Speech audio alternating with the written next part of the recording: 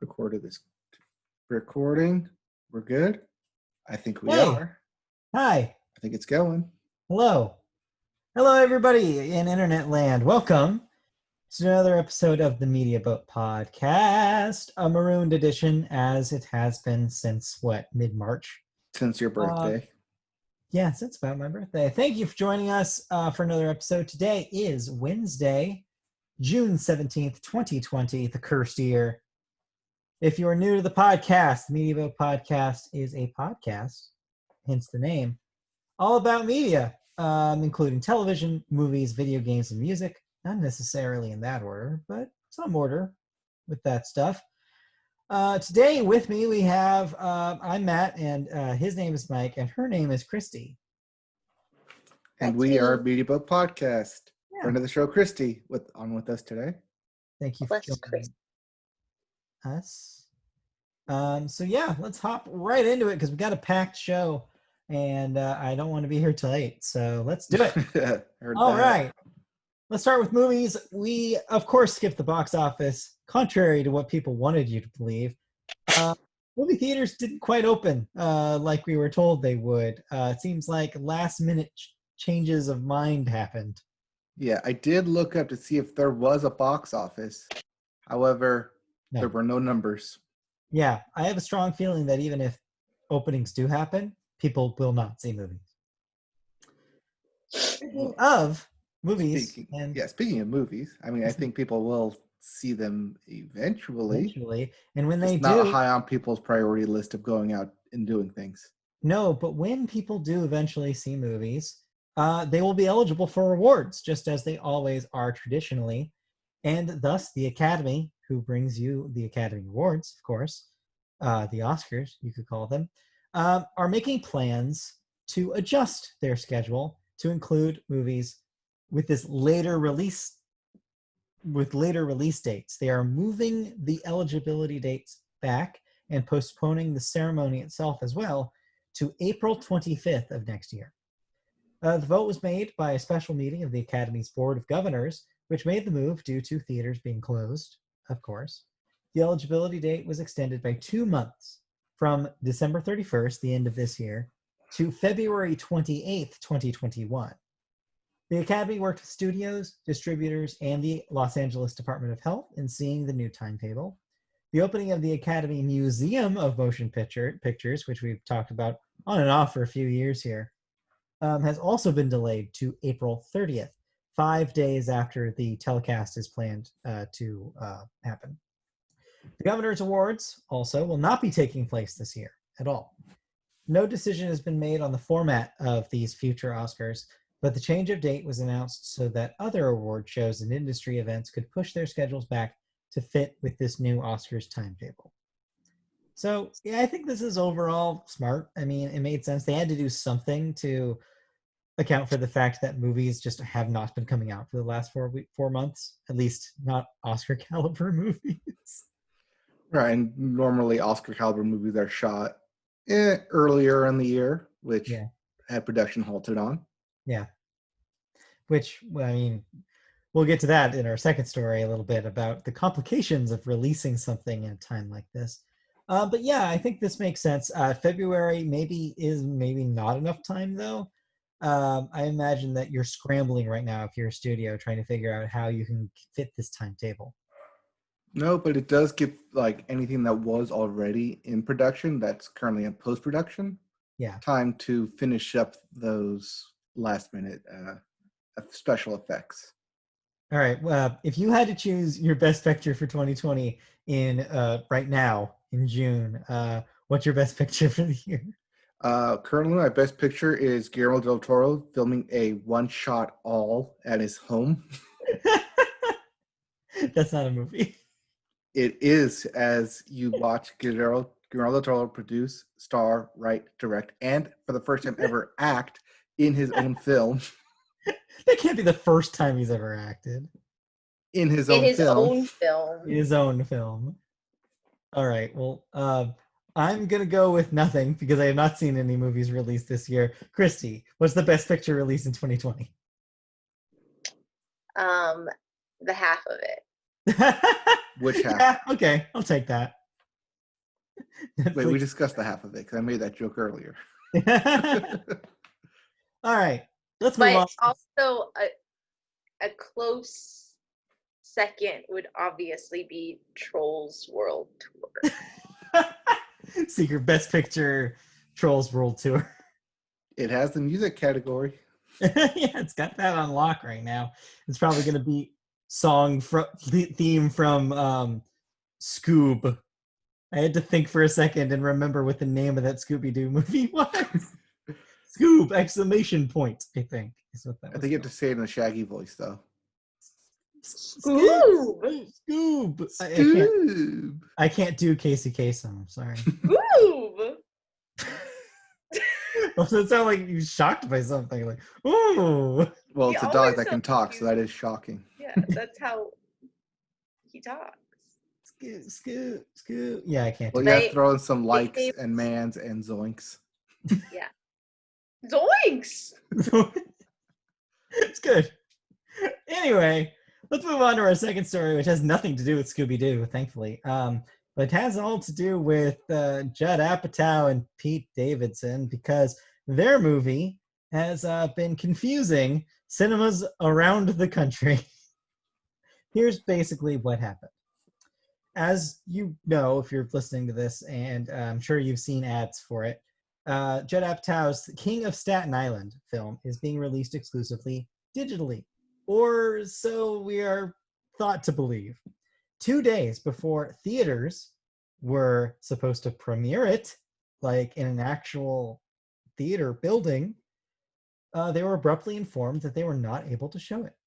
The news had created outrage in the close-knit community of drive-in operators, drive-in movie theaters, that is, many of whom have been promoting showtimes and selling tickets for the movie. Universal didn't give any exhibitors reasoning behind their hasty decision of pulling the plug. Insiders at Universal chalked it up to an internal misunderstanding, saying the King of Staten Island was always intended to premiere exclusively on demand. However, some executives unintentionally, seems unlikely, but unintentionally booked the film at about 100 theaters. When they realized the mistake, the studio went back to theaters and asked them not to play it. Now, Mike, I have a question about this. So drive-in theaters are mentioned briefly here, but is this just talking about drive-ins, or were there actual, like, real-ass theaters that were told by someone, some connection at Universal, that they were showing this movie? The article that I read, I think Hollywood Reporter, stated that it was just drive-in theaters. Oh, okay. So I don't know if that's because actual theaters were not opening across the U.S. Yeah. Like, for sure? For sure. For sure. But what executive was like, went under the radar and like made that call? Like, was just like, I don't know, like, let's give it a shot. Even if we have to tell them no, like, let's try to get some people in cars to see this movie. I would chalk that one up to gross oversight, neglect, or just gross. It's just gross. Actually, this is just fascinating to me that like 100 different theaters somehow got the idea that they were going to put I would say a reel on the machine, but that's not how it works anymore. A hard drive in the machine, and that didn't happen.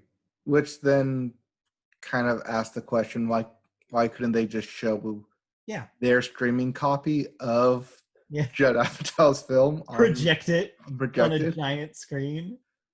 Problem with that is it probably looks pretty shitty when you put it like something that's designed for streaming up on a theater-sized screen. Maybe, but you also like don't get the trailers for it. Yeah, you don't probably come with it. And also, I wonder if that breaches some sort of Netflix whatever video on demand kind of contract they did, which is probably why Universal had to pull the plug, right? Is because if they had let exhibitors exhibit it, that'd be breaking some sort of piece of the contract. Isn't there like some type of first pass sales thing where you can have your own distribution to it? Some sort of business deal on the distribution side. So yeah, I don't know enough really about how the business works specifically to know. But yeah, otherwise, this is a fascinating story. But and also a perfect segue because you watched this thing. You watched this thing. No, I did not. Oh, Chris, you watched this thing. No. No. We aren't lucky. fans of the Pete Davidson character, as I mentioned last week on the podcast, because of what he did to Ariana Grande. So yeah, we're team Ariana.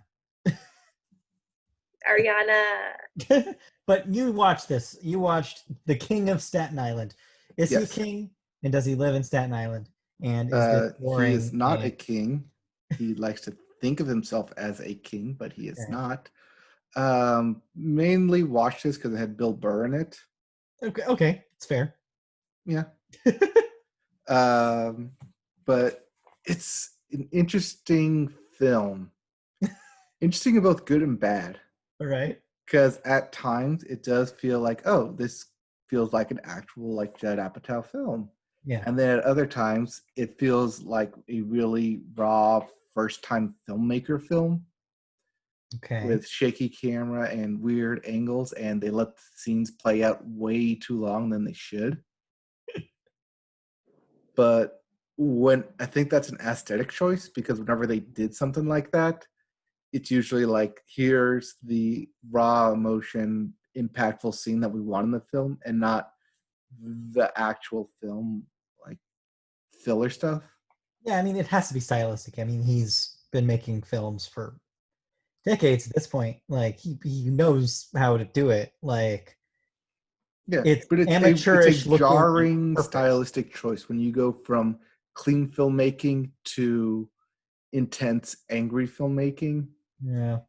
Like when you're trying to get your point across that this is clearly angst going on and you're jutting the camera around. Yeah. So how much is this Pete Davidson being angsty? Because that seems like the last thing I want to see right now. It's definitely Pete Davidson, the film, and it definitely explores the big generation of not just people who lost lives in 9/11, but people who lost dads due to the war, and how they have now grown up and are in their 20s and basically lived a life without without a father figure in their life. So is this like Judd Apatow telling like the millennial story? Kind of. This is Pete Davidson with Judd Apatow telling the millennial story. Yeah. How, just there's a lot of kids out there who are now 20s going into 30s that grew up without a father figure and have basically I don't want to sound like it's explaining away their behavior that way, but the film greatly leans towards that. Like it's trying to contextualize some sort of angst within these key events that happened within the lifetimes of some of that age. Right, because you have a child who grows up, and then all of a sudden they're 7, 8, 9, these pivotal years that transform them, and all of a sudden they don't have a father figure anymore. Okay. And they don't seek a father figure, one that never enters, and they're raised by single moms, so they either have to become that figure themselves and don't want to, and basically kind of reject the overall calling, or are just too young to understand it. So we see the result of that 20 years down the road. Okay, so I have a question. So you kind of obliquely mentioned this. You were like, you didn't want to say that it like forgives the behavior, but like, what does the movie, like the movie has probably by the end of it, I would assume has some sort of stance on this. Does it seem like it's saying like, oh, like this is like the Pete Davidson character, I'm guessing does some pretty shitty stuff. I'm going to take a wild guess here. He tattoos a 12-year-old. Okay. Like himself? Like he has the kit? Like he wants to be a tattoo artist, and random kid appears and he's like, hey, do you want a tattoo? And the kid, being 12, is like, yeah, sure. So he starts to tattoo a kid. So, okay. But he basically has an aimless life. Yeah. Where he tries to be a tattoo artist, but either doesn't draw very well or can't get an apprenticeship somewhere because he doesn't draw very well. So basically, the question I'm asking is like, does the movie like seem to like go like, oh no, he's just troubled, like it's fine, or does it actually like say like, oh no, he's troubled and it's not fine, and this does not have a happy ending? Like where does it land on which side of that? At one point, him and his friends try to rob a drugstore. Okay. So like I keep expecting you to say worse stuff, and the stuff you're saying is like this is like troubled kid stuff. It seems pretty down the middle for me.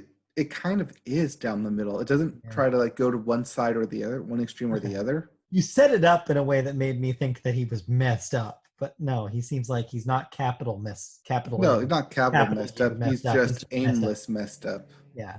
Okay. All right. Okay. It doesn't sound as bad as I was starting to think it maybe would be. Was it a good movie? Did you have a good time? Like, yeah, I enjoyed it. I mean, it did like hit some buttons along the way, but not enough to keep me like interested. Okay. But it is an interesting movie. For me, it's not. Do you think Pete Davidson, Bill Burr aren't technically like my favorites? Yeah, I was gonna say, how much of it is that Pete Davidson is not that appealing? It's mostly that for me because like if you put a different actor trying to play Pete Davidson. Okay, let's play around with this. Let's cast it. Who do you replace? Same exact dialogue, same exact role. Replace Pete Davidson.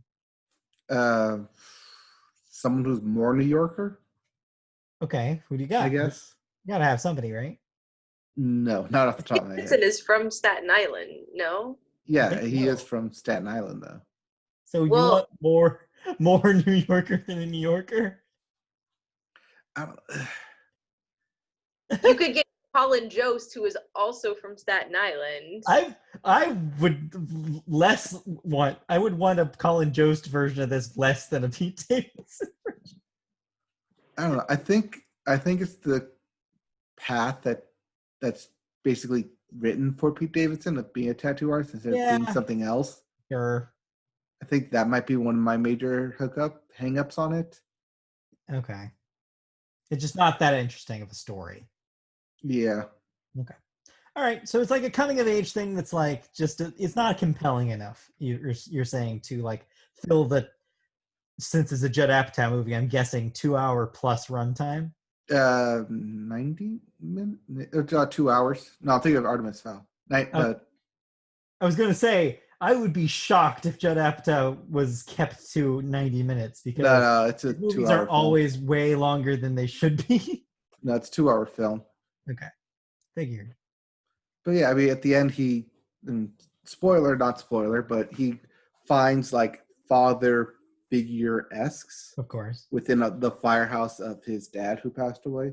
Of course.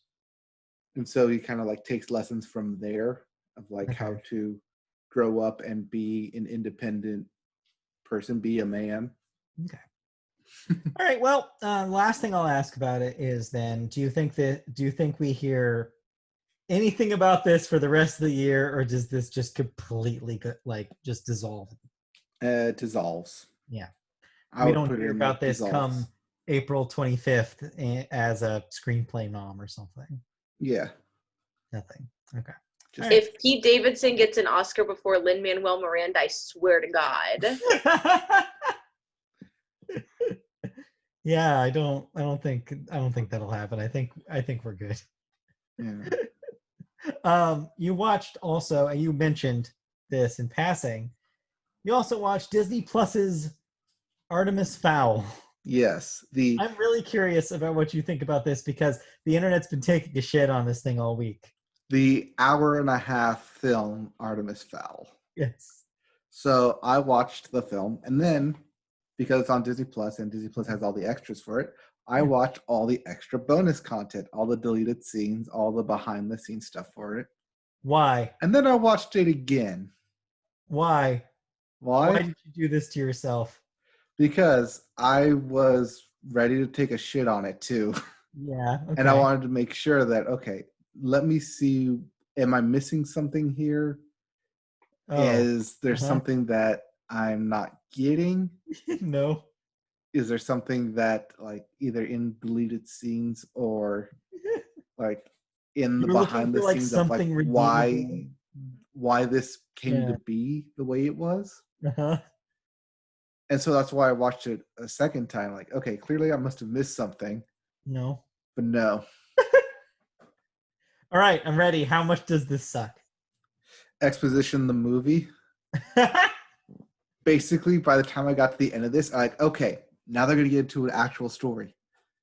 No, that was it. That was it. Okay, it was so much exposition and done so poorly that I went and watched the first Harry Potter film to cleanse my palate of how exposition is supposed to be done. Yeah. Okay.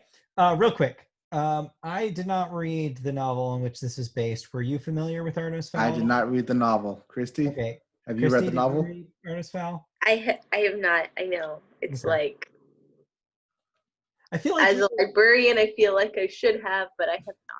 I don't think it's your fault though, because like I think we as our age group, like the age of the people on this podcast right now, I feel like we were just a little late for it. I feel like we're there for Harry Potter, but then by the time this comes out, I think we're just a little older. And so I think that's why we probably didn't read it. Yeah. Yeah, but I'm supposed to read like children's and teens books that come out now because that is my job. But yeah, but you weren't prepping for that at age 10, like you're fine. Or were you? Or maybe, I don't know. At age 10, I was reading.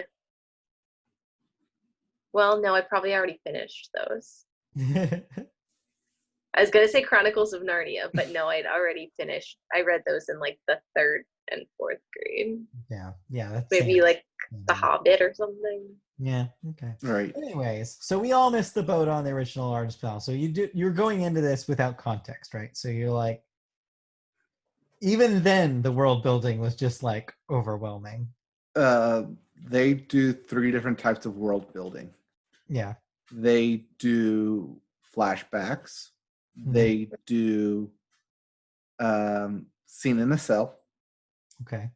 They do when the scene in the cell is also black and white. Of course. Now the rest of the film is, but for some reason that is. That's how you know that it's set up. Wait, the whole movie is black and white? No, just just when like he's sitting in a cell talking to a camera, and that's in black and white. But the rest of the movie's in color, but for some reason that specifically is in black and white. The jail doesn't own a color camera, obviously. I don't know. Also, this jail is in the middle of the water. Okay.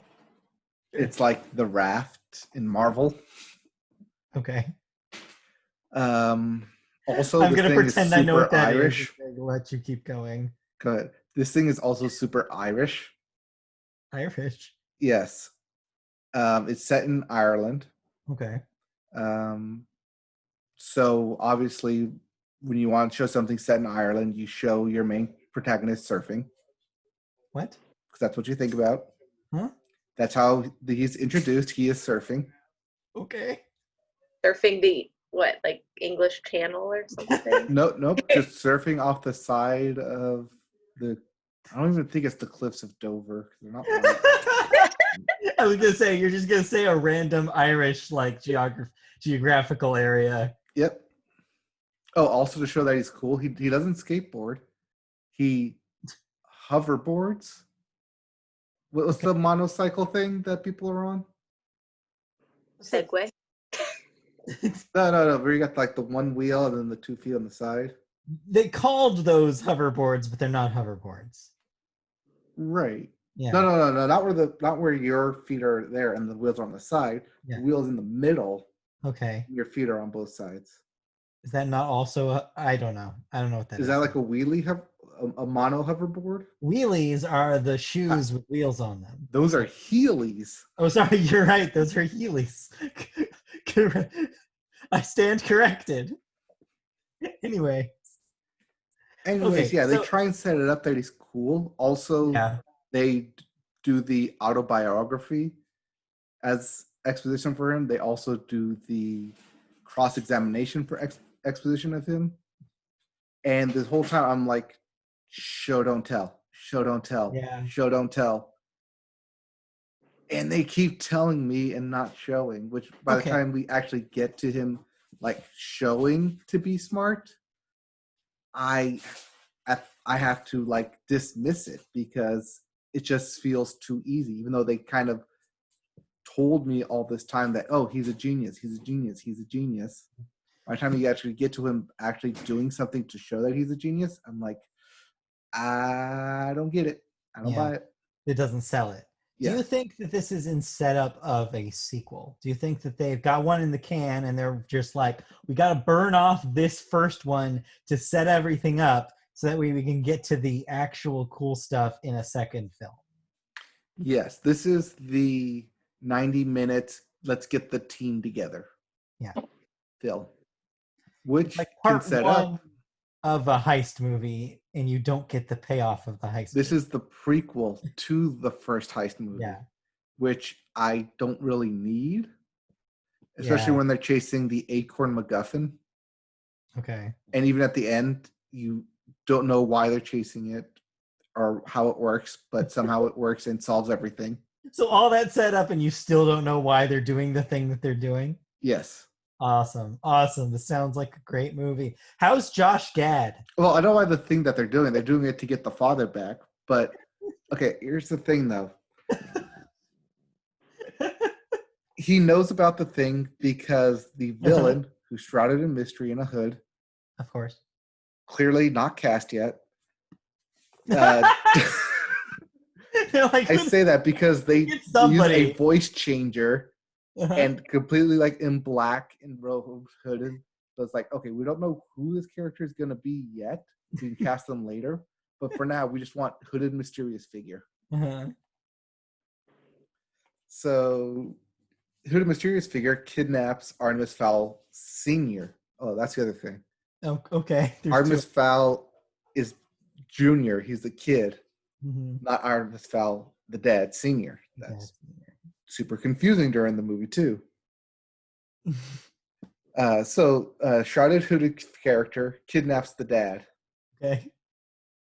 The shrouded figure calls the son, says, I have your father, give me the MacGuffin. Otherwise, I'll kill your dad. Oh. Artemis Fowl, give me this thing, or else I'll kill Artemis Fowl. Yes. Doesn't say where it is, doesn't say who has it, just it's somewhere. So great. Sounds compelling. So the kid doesn't say, the movie never tells you where it is, where it's located, why they have to get it. I mean, it tells you why you have to get it, but also the City of the Elves realize that they also want the MacGuffin because it's like a powerful artifact that's been stolen. City of Elves. I think I played that. So they need to get it back as well. They don't know where it's at. Nope. By happenstance, the other character, the elf cop elf, okay, or leprechaun or whatever. Wait, fairy, those are different things. Okay, so elf or leprechaun, pixie. Okay, third it's option. It's a pixie that works at LEP Recon.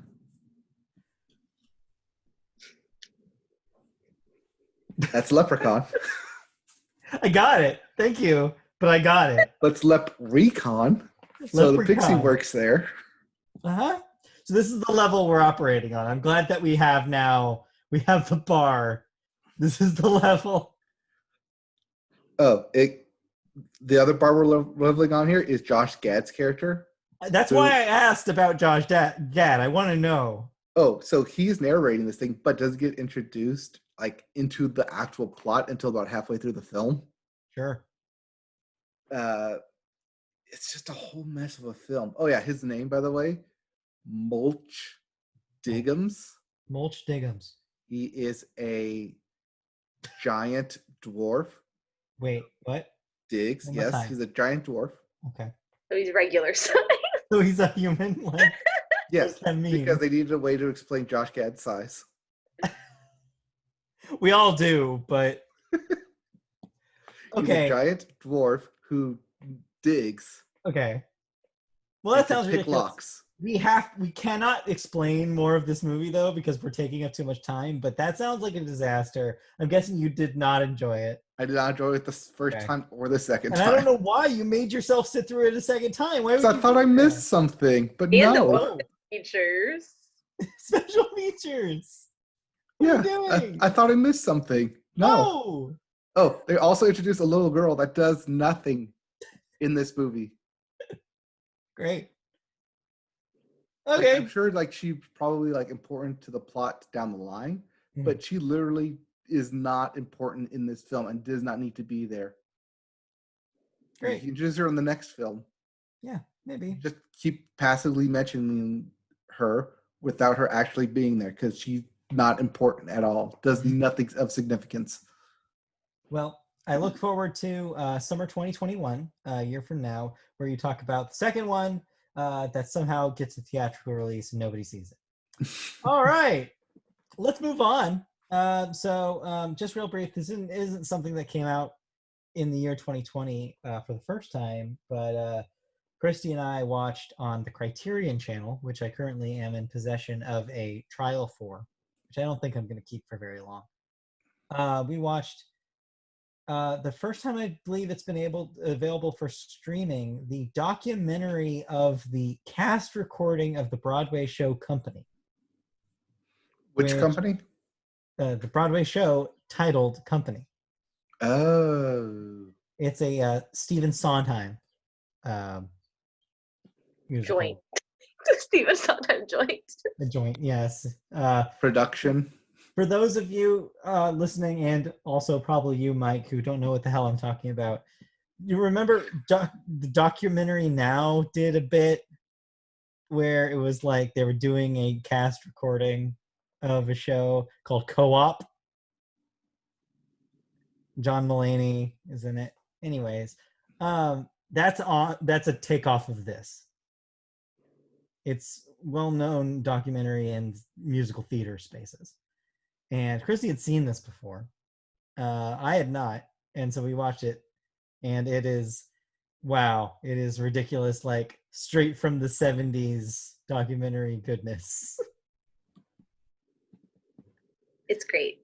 Yeah. Highly recommend it. If you ever want to know the like one to watch a Broadway cast record a soundtrack without acting, but like pretending to act while it's not called, okay, first of all, it's not called a soundtrack, it's called a cast recording. Whatever. Soundtracks are for movies. You're for movie.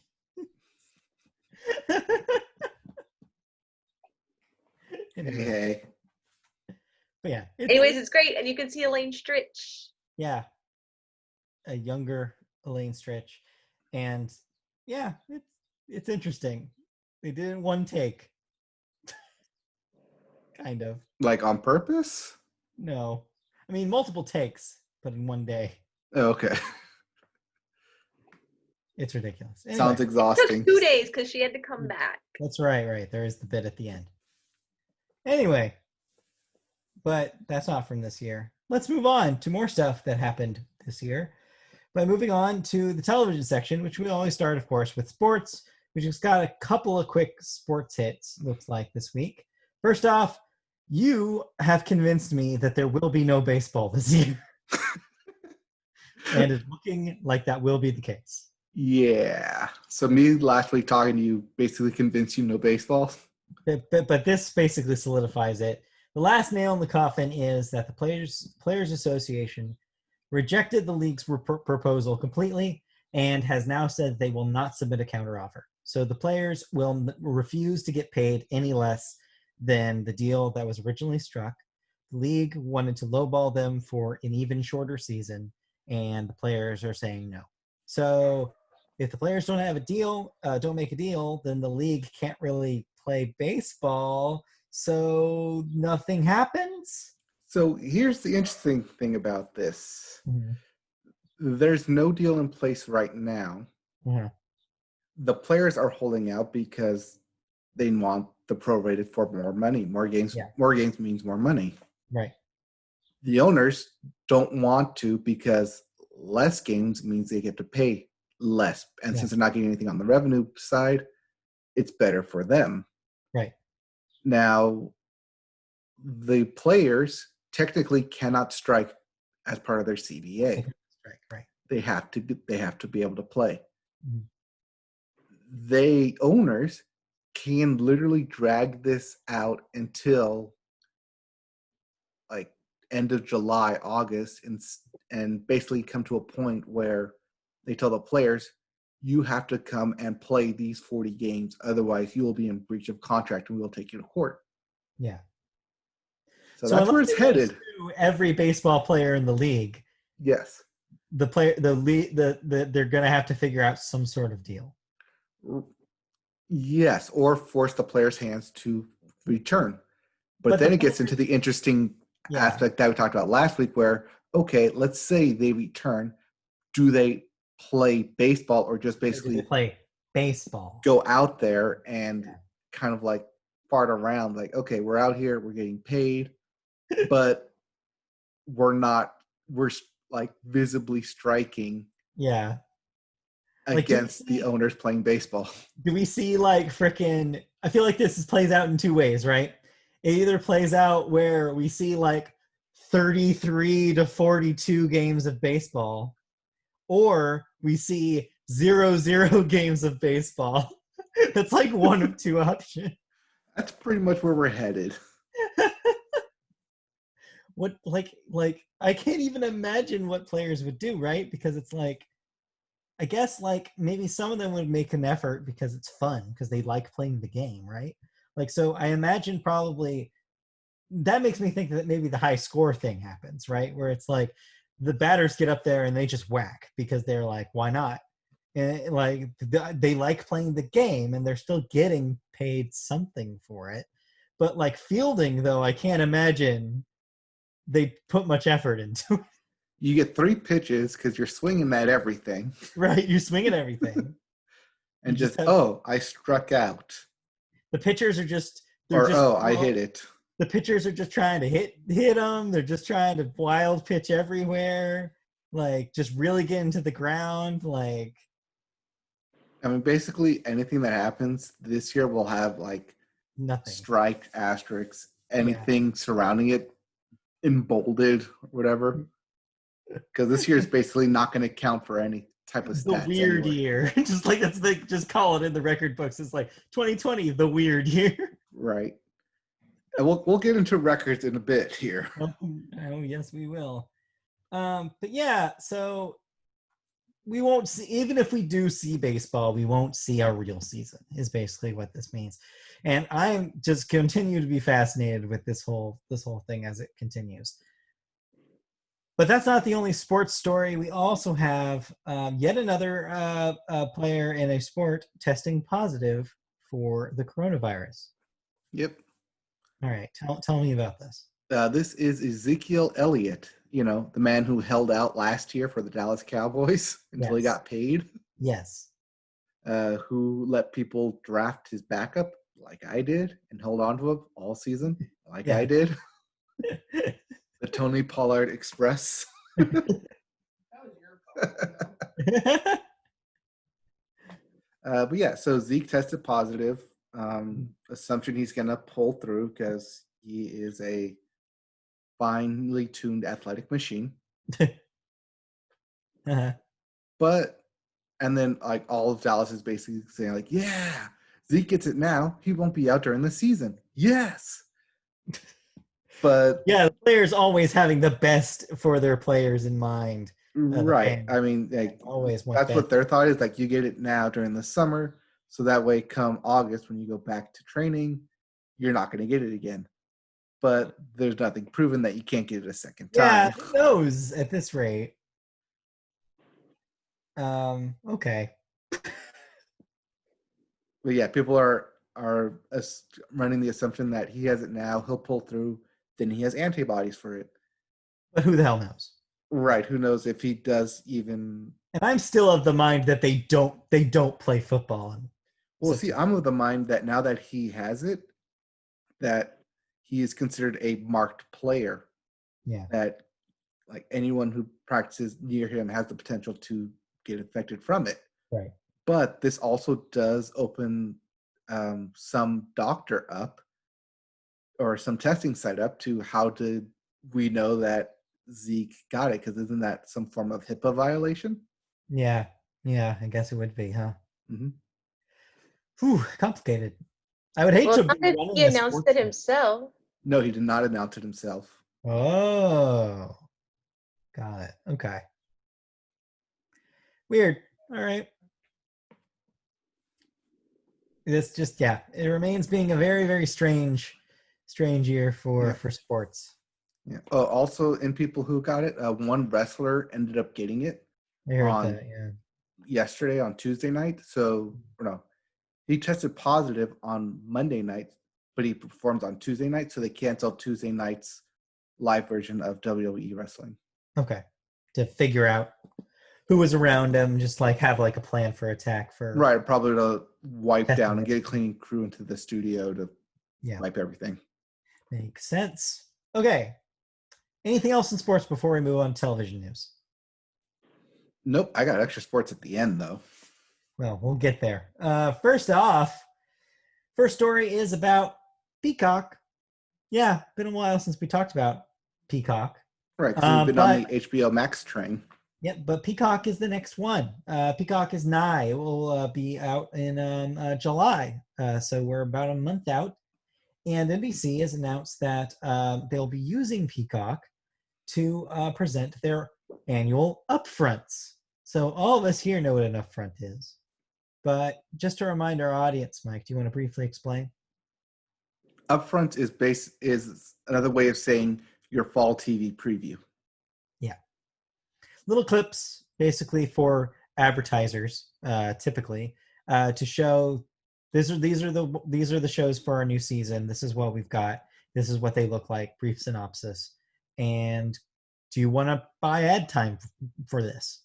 Basically, right. But this is also a way for NBC to get viewers talking about it on social media to see. Yeah. So that way NBC can say, "Hey, a lot of people are talking about this show. We can raise our rates on this." Yeah. Or so NBC, configure scheduling and whatnot. Yeah. So typically these things aren't always like creative. Usually it's just a clip package. But this year, NBC is trying something new. They've announced that there will have a hour-long commercial-free event where the upfronts are hosted by the cast of, what do you know, 2000's hit 30 Rock. They will quote, celebrate the stories and talent featured in the NBC Universal's 2020 to 2021 television season on July 16th. This will not only serve as a way for NBC to showcase its upcoming shows, but also promote Peacock, which launches the day before on the 15th of July. So from what I understand is most of the original cast will be returning for this. You'll get your Tina Fey, you'll get your Alec Baldwin. Yep, you'll get your Kenneth Purcells. Yeah. So yeah, I mean, after the Parks and Rec thing, I feel like that maybe softened my excitement for something like this because that was just okay. It didn't seem super necessary. And this will have the exact same setup of virtually presenting shows. It will be virtually presented. But the fact that they're like throwing the clip packet, like the clips of already produced content, makes me feel a little bit better about this, where it won't just be like, also, there won't be a plot to kind of shoehorn it around, which was my biggest problem with the Parks and Rec thing, is that telling a story is really hard in that method. But if you're making jokes, I could see it working. Well, I'm going to assume the plot is Jack, like Liz Lemon, trying to Jack that we have this show, but we can't get it to people because we're locked in our house. Yeah. How do we do that? Yeah. And that's your premise. Yeah, and I think that 30 Rock, just the setup, because it's in it's in TV production itself, like the characters are in that world, that it's easier to make jokes about this kind of thing. And so I feel like maybe it'll be a little bit better of use of the technology, but I mean, I guess we'll see next month. And they have a month to put it together. Also, assuming they put like actual guidelines in place, Yeah. it does give them enough time to shoot something. Yeah. Like in a studio where everybody is together. Maybe, but probably Maybe. not. I would guess no. I would guess all the 30 Rock stuff that you see here is virtual, like is remote. I don't think you see a cast together. Yes, but keep in mind that 30 Rock also went live several times throughout its run. Yeah. So they have experience in doing it. Yeah, but we'll see. We'll see what happens. Where do you think Tracy Jordan is quarantined? You know what? That is the premise. They're trying to find where Tracy Jordan is being quarantined, and that is the premise. They just keep calling someone up like, hey, have you seen Tracy Jordan? No, but while I got you, here I have this. That was an episode of the original run. Because he has a freaking green screen where he's pretending to be on an island. Right, or like in the jungles of Africa or something. Yeah, that's right. He goes to a couple different places. Like, they've done that bit already. They can't just do that bit again. Totally just do that bit again. Maybe they can. I don't know. Yeah, I'm curious about Peacock. I want to know more. I specifically want to know how much Saturday Night Live is going to be on there. Mm-hmm. Like, are they just going to toss all of it on there? I don't see why not. Yeah, I want them to, but I don't know if they will, because Hulu, they only did like the last 10 seasons and then like the first 5. And then there was right. Even HBO Max has select collections. Yeah. Although HBO Max, weirdly enough, has the entire run of Mad TV, so which I realized this last weekend. I'm like, I'm never going to watch this, but it's cool that this is available to me. I never watched it, so I was like, this is neat that this is here, but yeah, I accidentally found that it was there while I was searching for 61, the movie. Yeah, but who's going to sit there and watch all of Mad TV? I mean, somebody might. Okay, there you go. Should we ask someone what they think? Maybe. Okay, add that, Christy, add that to the list. Like, well, are we challenging ourselves to watch the entirety of Mad? I mean, I watched a lot of it. Yeah, okay. When it was on. Yeah. Anyway. Hey, there's an audience for everyone. So yeah, because I'd be interested, because there's a whole lot of SNL that I did not see. So I would be interested to see if they filled in that gap, my gaps there, and put a bunch of the 90s and early 2000s stuff that I have not seen yet. So Anyway, let's move on to our second television story here, which is less about television and more about Comic-Con. As we've reported on this podcast before, Comic-Con is coming to you via an internet browser near you, as opposed to being a live event. And DC and Warner have some plans about the DC universe and how it's going to be presented virtually through Comic-Con. Or multi-virtually. Yeah, multi-virtually. So I read some of this, and this is straight up a press release. So this is really press releasey. So just all right. So give me your best press release voice.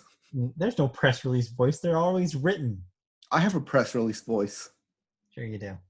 I have a sales voice. Sales voice. Anyway, so yeah, this will sound really pressy, and the reason is because it is. So bear with me. Saturday, August 22nd, starting at 10 a.m. Pacific Daylight Time. Is that what we're in? Are we in daylight? Yeah, I guess we're in daylight time right now. Warner Brothers will welcome fans everywhere into the DC Fandom, a free virtual fan experience. Accessible for 24 hours. That's it. Only a day. At dcfandom.com. Great website.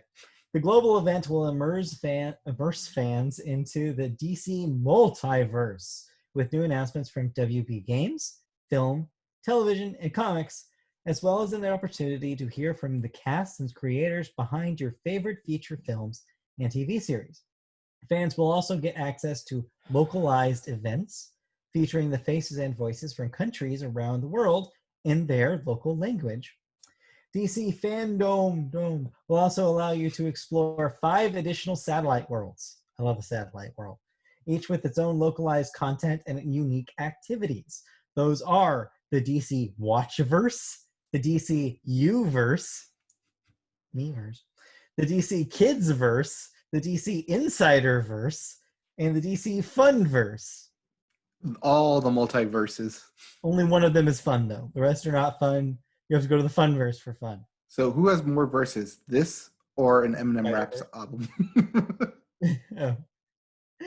You can submit art and cosplay photos at create.dcfandom.com for a chance to be featured inside the virtual event and compete with people across the globe just who is, I guess, to see who is the ultimate DC superfan. So basically dress up as a Poison Ivy, take a selfie, and then submit it. No, I'm not suggesting this. I'm like saying like you should do it. Like, yes, they're also encouraging people to submit their best bat caves or DC caves. I don't like that. I don't want to see your bat cave. That's a nose cave. That's different. There's bats up there too. Bats up there? Wow. Very, very small. Anyway, We're just hanging around. I'm not a DC person. I don't know. What do you guys think about this? Are you ready for more news about Batman, I guess? I don't know. I don't know anything about comic books. This is DC's way of getting around it. I mean, it's within their universe to have multiverse. So it makes sense. Multiple Earths. Are they the one with like, there's multiple Earths and this is like Earth 3.1 or Earth both Marvel and DC have. Oh, both of them do that? Ooh, okay. Yeah, they both do multiple Earths. We do not have time to get into that. But yes, multiple universes are a thing for them. Like in real life too. Just like in real life, yeah. Yeah. Yes. Yeah. In an alternate universe, this podcast is listened to by millions. It's true. I like to live in that universe. I would love to. I would love to. Anyway, okay. Well, if y'all don't have anything to say about this, I mean, it's neat that they're doing it, but yeah. I wonder if that's when they'll announce the next Batwoman. Oh, you mean like, yeah, because they have to recast it after Ruby Rose left the show, right? Mm-hmm. So I don't know. Maybe who would you cast in that?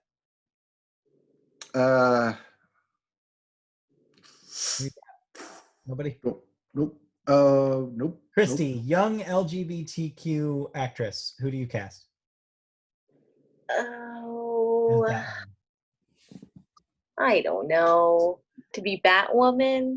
Yeah, to replace Ruby Rose. Who's a Ruby Rose like? It has to be her like?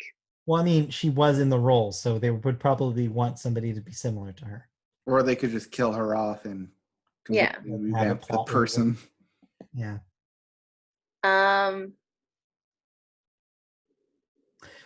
I just want to see Tessa Thompson do stuff. Yeah. Okay. All right. I was gonna say Zendaya. I was like, what's Zendaya doing? She's Spider-Man. Michi. I mean, she is and always will be Michi. But Zendaya is Michi. She's probably shooting Euphoria season, or she probably was shooting Euphoria season 2, right? That's got to be on hiatus, though. Yes. Wait, Mike, you're making a face like something happens at the end of Euphoria season 1 that I don't know of. I'm not yet. Did I just spoil something about Euphoria, a show I've never seen? No, you just basically said something about a show you've never seen that's completely out there. Shit. Oh, man. I'm sorry to our audience if that's a spoiler. Michi is dead. Oh, no. We killed Michi. Oh, no. What did we do? Anyway, okay. Well, Zendaya must be free then, so I say Zendaya. I know nothing about Euphoria. Don't get mad at me. Moving on. There's a lot of dicks in it. That's all I know. Yeah, there's a lot of penises. That's all I know about Euphoria. And glitter, like glitter makeup. Glitter penises. My favorite kind. The best kind. Yeah. So Robert Pattinson's in it. Let's move on. Let's talk about things we watched on television. All right, who wants to go first? Do we want to hear? Well, I feel like we always do Mike first, so let's do ours first. Okay. Sorry, I watch a lot of TV. You watched 3 things, but we watched 2 things. We had a Netflix week.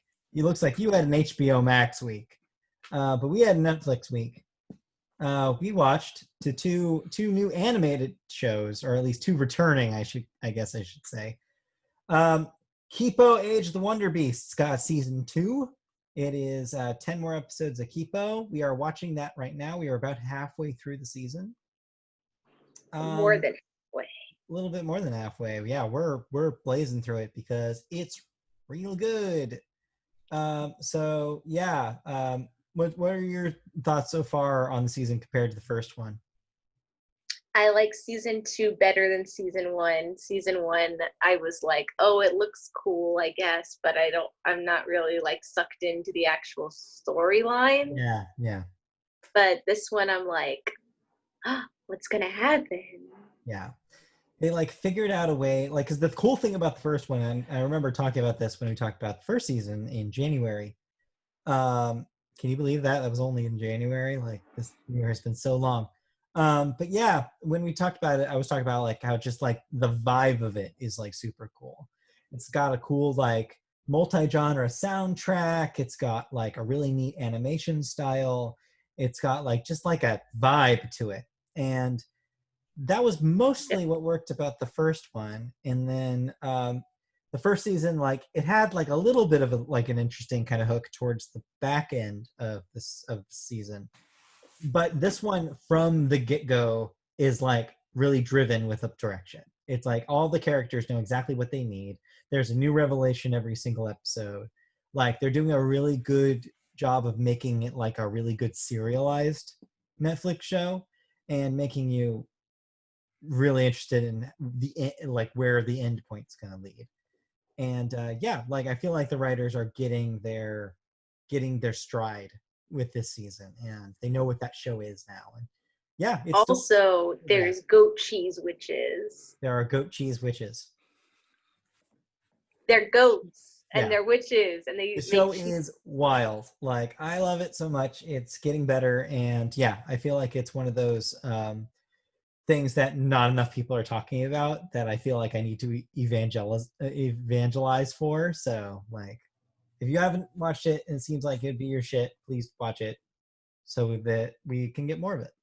Right. So you talked about this, and then when you announced season 2, I was going to go and look it up. Check it out. I confused it with a different show. Oh. Beast Stars on Netflix. Oh, no. Stars is an anime, and yeah, it is not. Well, because I was looking under animation, and it said Beast Stars. Like, oh, is this what he means? Thing we were not what it means, because I saw your show later. Yeah. As I was searching for the next show we're going to talk about.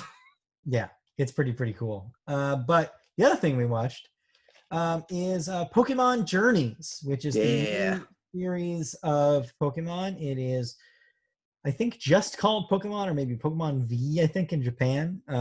They basically build it as we're rebooting the series. Basically, we're taking out all the baggage, I guess you could say, of Ash, like being in a specific journey, being in a specific region, and basically we're starting from zero. Ash has just Pikachu. He's going around with a new partner, and they're region hopping. They're going from region to region on a whim, basically, to tell stories across the Pokemon world, wherever they want the stories to be. Yeah, which you would not be able to tell from the first episode. No. The first episode is pretty traditional. It's like sets up like, hey, this is almost like a parallel to the first episode of the show, except Ash is even younger, and we're talking about how he meets these characters as a child at a Pokemon camp. He doesn't go to Pokemon camp. He never makes it. Or that's right, he doesn't meet them. That's right, he doesn't. Yeah. But we learned Pikachu's backstory. Yes, there's an origin story for Pikachu that is so cute. I don't want to give it away here. But yeah, it's like a cute setup. But ultimately, what the show becomes, the season becomes, is like they're working for this professor that basically sends them on these research tasks, these research assignments. So that gives them the ability to go to like, okay, this episode's they're in Hoenn. This episode, they're in Sinnoh, like wherever region they need them to be in that one episode. Mm-hmm. Yeah, it allows them to really want to have fun. Go anywhere. What? I said it really allows them to just go anywhere. Yeah. And if you really want to have fun while watching it, you should take a shot every time he says the future is in the palm of his hand. Yeah, so let's talk about Go for a second. This guy is annoying. So Go is the new companion character. He is a know-it-all like brat who like just thinks he knows everything about every Pokemon, and he catches Pokemon like he's playing Pokemon Go, the mobile game, hence his name. So he just like throws balls willy-nilly at stuff, doesn't weaken it before he throws. He just like catches things at a mile a minute. I swear, the second episode of the show, I feel like sets a new record for most Pokemon caught in a single episode of the show. Like, it's insane. Like, what the hell? But that second episode also showed that they're not obeying by region, as they're in Vermilion City, and yet you have Pokemon from literally everywhere. But yeah, like, it's an interesting setup, and I'm not really sure exactly where it's going to go from here. We're about 5 episodes in. So, I don't know. It seems fun. The animation seems like it's a nice, like, middle ground between the kind of more over-the-top stuff they were doing in the Sun and Moon season and the more, like, polished, the more like painterly stuff they were doing in the X and Y stuff. Mm-hmm. It sets like a middle ground between, where every once in a while there's a crazy take, but generally speaking, it's pretty boilerplate. But ultimately, I want there to be more of a balance between Ash and Go, because at this point, I feel like they're two similar characters. Like, they're both kind of like brash, like, I'm gonna be whatever, characters. Really, the only difference is that Go is like this encyclopedia and Ash is this like, I don't know, I'm just gonna go for it kind of character. And I think that those aren't different enough to really make the dynamic work. Do you think this is a human personification of the Pokedex? A little bit, but like not even that. Like, he's just like, I don't know. I don't like his character. It's like, it's what I'm getting at. And yeah, Christy's right. He says the same stuff over and over again. If I have to hear him say that the future is his hands again, I'm gonna like throw something at the screen. Also, he was really mean to Score Bunny, so like screw him. Yeah, he was mean to a Score Bunny. And like, yeah, it's just got a weird vibe for me so far, and I'm hoping it gets a little cool, like, and more interesting as they go to because I think the fun of this will be them going to the different regions, and it'll be fun for me to be like, oh, they're there, oh, that's that person, oh, that's that Pokemon, which means that the fun is really only for people who have previous knowledge then, because I'm wondering then to get Christy's point of view, because she's not familiar with a lot of those regions. So yeah, it'll be an interesting thing to continue. Is it that way, or is it more of like that wink, wink, nudge, nudge, see what we did, to like all the people who have been following? That's the thing, is I don't know. So far, it seems to like maybe try to do both. Like the Galar stuff, I feel like is kind of a moot point because those games are new enough that that's not a problem. But when they're going back to like, I think the next episode we're about to watch, they go to Sinnoh. And I'm like, do I remember anything about Gen 4? I guess I'm going to find out. So we'll see. But so, okay, I'll bring that up later maybe. Yeah. During video games. Okay, yeah, we'll talk about kind of the other half of this, which is that a lot of Pokemon news hit today, and the expansion to Sword and Shield are out. So there's new stuff happening in Galar also. But yeah, we did watch one that was set in Hoenn.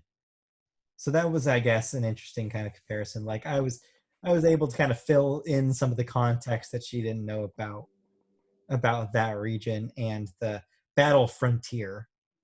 But beyond that, like, you don't need to I guess you didn't need to have a whole lot of prior knowledge for it. But I think I would have enjoyed it without commentary. Yeah, it's fine. But I get it. It's okay. You can tell Matt to shut up and just watch. Hey. Anyway, so yeah, it's interesting so far, but yeah, I don't know how it's gonna go from here on out. Yeah, I only got through the first 2 episodes, so it'll be interesting to see like how it progresses. And hearing your take, I do kind of miss the gym challenges because it's like, oh, you have a goal you're working towards, not pop in and out all of a sudden random episodes. You don't need an order. It loses the progressive storytelling. I see what you mean, but when you look back at the show, though, they always had difficulty with that, where it's like there'd be like maybe 3 or 4 episodes where that was the thing, but then there was so much filler otherwise. And I feel like this is probably way more freeing for the writers of the show, which are now, like, as we kind of mentioned a few weeks ago, are now basically all the people writing for that show are people who grew up watching the show. Right. So, like, they're writing from that perspective, and you can tell. Like, I think they like having the freedom of, like, let's just tell whatever Pokemon story we want. And it's able to give more depth to something that in a previous season would have been filler. Yeah, but doesn't that just make it all filler? I mean, yes, but that's what I'm saying, is that it allows them to kind of pump that up and make it better than it would have been if they had, like, a 1-episode filler episode to just do about like some random person in Johto. The Johto seasons were so bad. I don't know why. I don't know why 11-year-old me felt like he had to watch every single one of those because, man, I wasted so many years of my life watching that show. Anyway. And finding out what's in the GS ball? Nothing! They never know! They never find out! That whole arc ends and they never opened the GS ball. It was a complete MacGuffin and it didn't matter. So mad. Still, to this day. Anyway. Wait, is it the same from Artemis Fowl? Yeah, maybe it's the thing from Artemis Fowl. You know, it kind of looks like it's golden acorn-ish. Acorns are used as Pokeballs. You just figured it out. Yeah. I mean, in the Generation 2 games, you do make Pokeballs from like acorn like seeds. So and they never go back to it ever again. They never go back to that. Even in like, wait, isn't there even like the Pokeball factory in Black and White that completely rewrites that whole origin of Pokemon? Anyways, I'm getting too deep into Pokemon lore right now, so let's move on. We'll get to Pokemon lore later. Yeah, you need to talk about things that you watched so we can get over halfway through the show. Okay. Real briefly, I didn't talk about it last week, but Be Water, the Bruce Lee 30 for 30 on ESPN. It's short. It doesn't need to be as long. It's interesting, though. Like, I knew nothing about Bruce Lee other than that he did Enter the Dragon and then died young. Yeah. But how do they tie it into sports? How does this air on ESPN? Because that was the main question I had. He's just martial arts. Yeah. And then it delves a lot into Hollywood. Okay. And like how like Bruce Lee got like his role on the Green Hornet and then basically advocated for minorities to be more front and center and be more like inclusive. Right. He was one of the loudest voices of the time.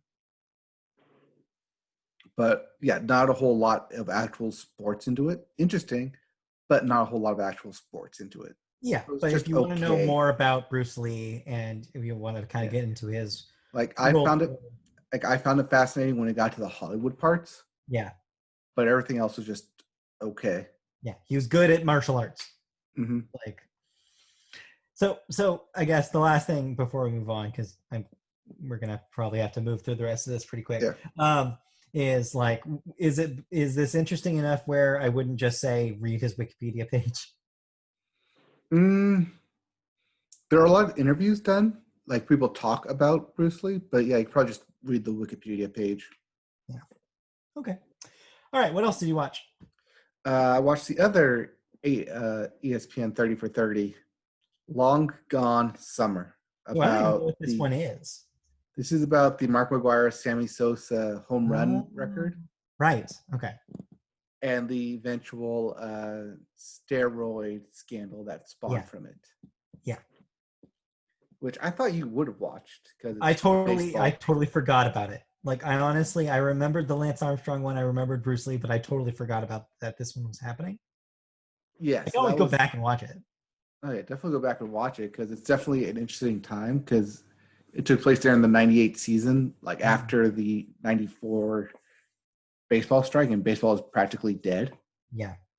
So this was like a big way of allowing people to come back.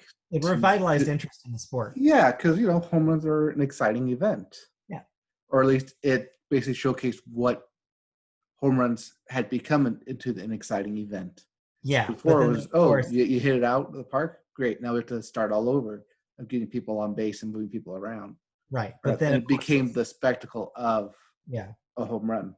And then like that juxtaposed with the kind of the dark side, which was the league trying to grapple with the fact that all of these stars were using these substances, and it sort of trickled out in the next decade.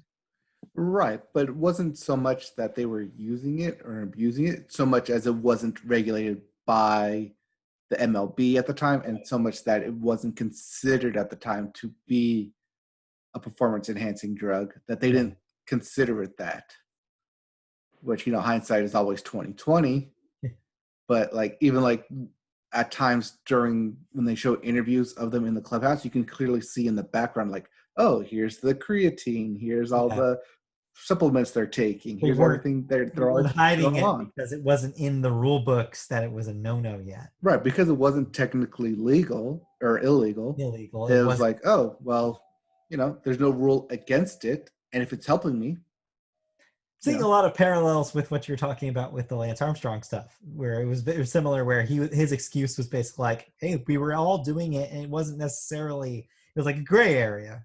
No, his stuff was actually illegal, though. Oh, okay. So there was a difference. Yeah, the Lance Armstrong stuff was illegal, and they actually went around ways to explain why he had tested high at times, why he got false positives. Yeah. Whereas in the MLB, it was done after the fact in 2001. Right. How about 110 players basically freely gave a sample of themselves to be tested. Like, hey, we did nothing wrong, so why wouldn't I be? Right. Yeah. But it clearly goes into the time that everyone was on it. Not just the players, but the pitchers as well. Everyone. And no one was really hiding it. Not just the players, but the pitchers too. But the women and children too. All of them. Yeah. Okay. Yeah, I'll probably go back and check that out once I have some free time. Yeah. But it does bring up a really interesting point that most likely none of these players will end up in the Hall of Fame. Yeah, because of that. Because of it. But Sammy Sosa in the documentary makes a good point that Hall of Fame isn't seen as the best of the best, but rather a history of the MLB. Yeah. So he brings up that is part of the MLB's history, whether you like it or not, and it should be a part of the Hall of Fame. That bit reminds me of, how Time magazine is always our person of the year is the person who affected history most, not necessarily the best person, but right. It kind of reminds me of the same thing. It's so yeah, that's a fair argument. No, we shouldn't just be having a player's extremely notable. We shouldn't keep them off because they cheated. Yeah, well, we have comments from the chat as well. Oh. I will say I so vividly remember being a 9 or 10-year-old or however old, 9, I guess, and just because Mark McGuire's from our area, that was probably one of the most exciting sports things that we've ever witnessed. Oh yeah. And even though it's slightly tainted by steroids and maybe they won't be in the hall, it's still pretty epic, and I feel like it is a huge part of history. Certainly. For baseball, whether it ends up being slightly tainted or not. So I liked it. It was a cool trip down memory lane, and makes me miss baseball. And they can definitely do something. They can have they have a wing set up for the women's league and for the Negro leagues. That there's no reason that they can't have something set up for this era in baseball, because it is a part of their history. It would be a tainted area. It's not. Yeah, I don't know if I'd having there's the women's wing, the Negro wing, and the cheaters wing. That's ridiculous. Like those things that don't like line up is the same, but okay. No, but it is a part of their history. It's a part of baseball history. Otherwise, you're going to have a gap between I think what she's saying is that and why even have these 2005. groups cordoned off, and why don't just make all of it the baseball Hall of Fame? Is I think what she's saying. It's like there's no reason. If Right, you're going, but I mean, it is a part of their history, and if you want to say the Hall of Fame is an MLB history museum, then yes, they should definitely be a part of it. Yeah. Anyway. I think they should be a part of it too. I don't know if they need their own separate wing. Right, but I'm just saying that if you have like these wings set up for the stuff that you clearly don't want to sweep away, why are you trying to sweep this away? Like it's a part of your history. Yeah, it's weird. It's complicated, but hopefully they'll figure it out down the line. All right, let's move on. You lastly watched something I briefly mentioned when I was talking about HBO Max because I did not like it. You watched the Anna Kendrick vehicle Love Life. What did you think about this thing? So I remember you saying you didn't like it. Yeah. I can agree. And then also disagree. Okay. I enjoyed it, but I probably would have enjoyed it more if it didn't go so goddamn fast. Yeah, right? Paced weird. It's so oddly paced. And like they basically crammed a whole series of girls down into 10 episodes. That is one way to put it. It's like, okay, you give me a chance to breathe between these relationships. You give me a chance to like learn from them, show that's some not growth. The point, but though, because the entire point of the show is it's supposed to be like all these different. The character learned from all these people that she dated. Nope, that's not what we're doing here. It's just okay. This happened, didn't work out. Let's go on to the next one. See if this works out. It's such a weird premise for a show. Like, I get why somebody would have been really excited about this and been like, I found a great concept for a show. It's like all of the different relationships somebody's been in, and each episode is a new relationship. Like, conceptually, that's interesting. But yeah, you cannot do that in 30-minute chunks. No, it went way too fast. And even at the end, like, oh, she's the one who has it all. Yeah. Nope, I was not satisfied with that ending at all. Does the dialogue get better? Because that's why I turned it off after 20 minutes, the first episode, because I was just like, nope, it's the same dialogue. First drafty. Same.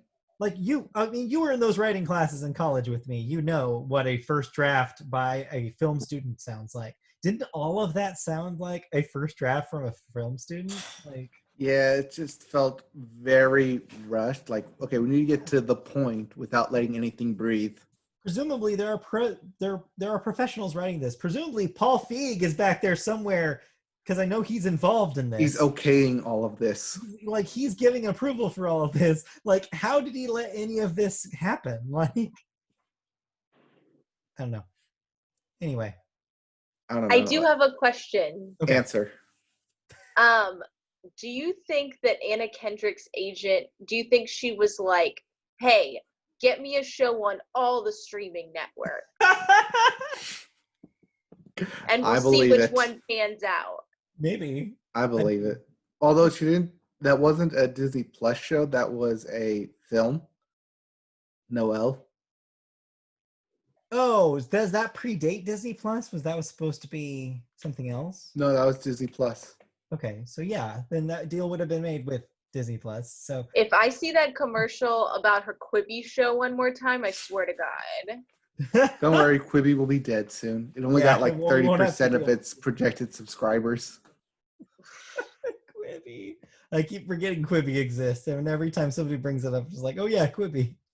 I can never forget that I keep seeing the stupid commercial for like this show where she's like on the road with a sex doll. Like, I don't understand. Can't wait to watch 15 minutes of that. It's okay. I keep seeing the ads for the Donald Sterling NBA docu-series on Quibi. And I'm like, nope. I want to wait for that to just hit YouTube at some point. Quibi. Let's stop talking about Quibi. Let's stop talking about television, and let's move into cancellations and renewals. All right, what am I no longer watching? Real quick, Stars is bringing back Hightown for a second season. Speaking of Love Life, HBO Max has confirmed it will deliver a second season of that as well. If they do, I want it to be a different main character. I think that should be an anthology series. Yeah, that would be a good way of doing it. Second season of Zoe's Extraordinary Playlist will be coming to NBC. That's because it canceled Perfect Harmony, like I called last week. Yes. The Sinner on USA Network has been renewed for a fourth season. ABC is bringing back For Life for a second season. The Baker and the Beauty on ABC, canceled after one season. Bluff City Law, canceled on NBC after one season. You called that one. Yep. Indebted, canceled after one season on NBC. Called that. And Sunnyside, thank God, canceled after one season on NBC. Oh, finally on the bubble for so long, officially canceled. NBC, however, is bringing back Manifest.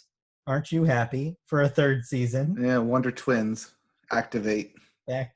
And NBC will be bringing back forever favorite, The Voice, for a 19th season. It will never end. As long as those chairs keep spinning. Yep, those chairs will spin for eternity. Let's flip it. No deaths. Let's talk about music. It's your turn to talk about the Billboard charts. All right, and we'll start music with the Billboard, and we start the Billboard with the Hot 100. All right. Your hottest song this week, Rockstar Bill. by The Baby, featuring Roddy Ricch. Number 2, Savage by Megan Thee Stallion and Beyonce. 3, Blinding Lights by The Weeknd. Number 4, Say So by Doja Cat and Nicki Minaj. And your new entry at Only number new song in 5. the top 5 this week. At number 5, Intentions by Justin Bieber featuring Quavo. Quavo? It's Quavo. Quavo? Because he was part of the NBA All-Star game, so they said its name Oh. constantly. Okay, then yes. It's Quavo. I've only heard Quavo. I don't know where you're getting Quavo. I've heard Quavo, but if they're saying Quavo, it's Siri is saying it wrong to you. maybe. As for your albums chart, your Billboard 200. Yep. With that new number 1 with My Turn by Lil Baby.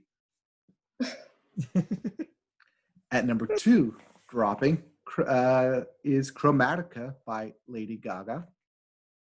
At number 3, Wanna by Gunna. At number 4, High Off Life by Future. And at number 5, Dark Lane Demo Tapes by Drake. Yep, crept right back into the top 5 after a week out. Well, when you have Jimmy Buffett having a one-week wonder there. Important to note that first time in a few weeks here, so, the Billboard 200 does top 5 has no new releases. Nothing that came out last week charted in the top 5. Disappointing. Not since January or February or whatever. All right, but what is new this week? Well, if you didn't like any of those albums, we have new releases. Okay, what do you got? All right, we have Rough and Rowdy Ways by Bob Dylan. For his first album of new material in 8 years. I also saw it getting 100% everywhere. Maybe check it out. We'll see. We also have Shadow Offerings by Braids. I will be listening to this. Not to be confused with Raid's Shadow Legends. No, it's not a mobile game. We also have Somewhere by Gum Country. I will also be checking this one out. Look for the Good by Jason Mraz. Yeah, Yes, remember Jason Mraz? that Jason Mraz. So get some ukuleles out for this. We also have Lamb of God by Lamb of God. Yeah, a self-titled. Homegrown by Neil Young. Yes, that Yeah. Neil Young. Well, this one is notable because it is technically a record that he recorded and was planning to release in the 1970s that was shelved and is now finally being released. You know, I also have product in my company that has been shelved and is just now being released. Oh, good. I'm glad to hear it. So I know exactly what all this is. Like, oh, this was never launched? Okay, guess we should launch it. Guess we should do something about this. I like Christy's face. She definitely thought you were making a double entendre with that. We should definitely launch it. No, just like, I have material I haven't released. Yeah, I was like, I don't want to know about your released material. My release schedule. Yeah, we don't need to. No.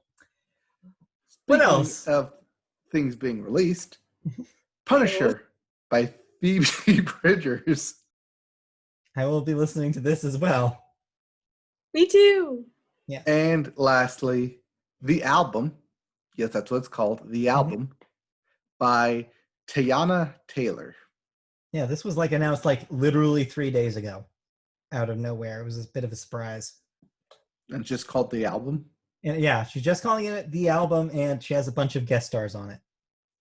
Yay! There you go. Guest stars. Nice. All right, so let's move into music news. Music news. All right, we start with Adam Schlesinger. Yep.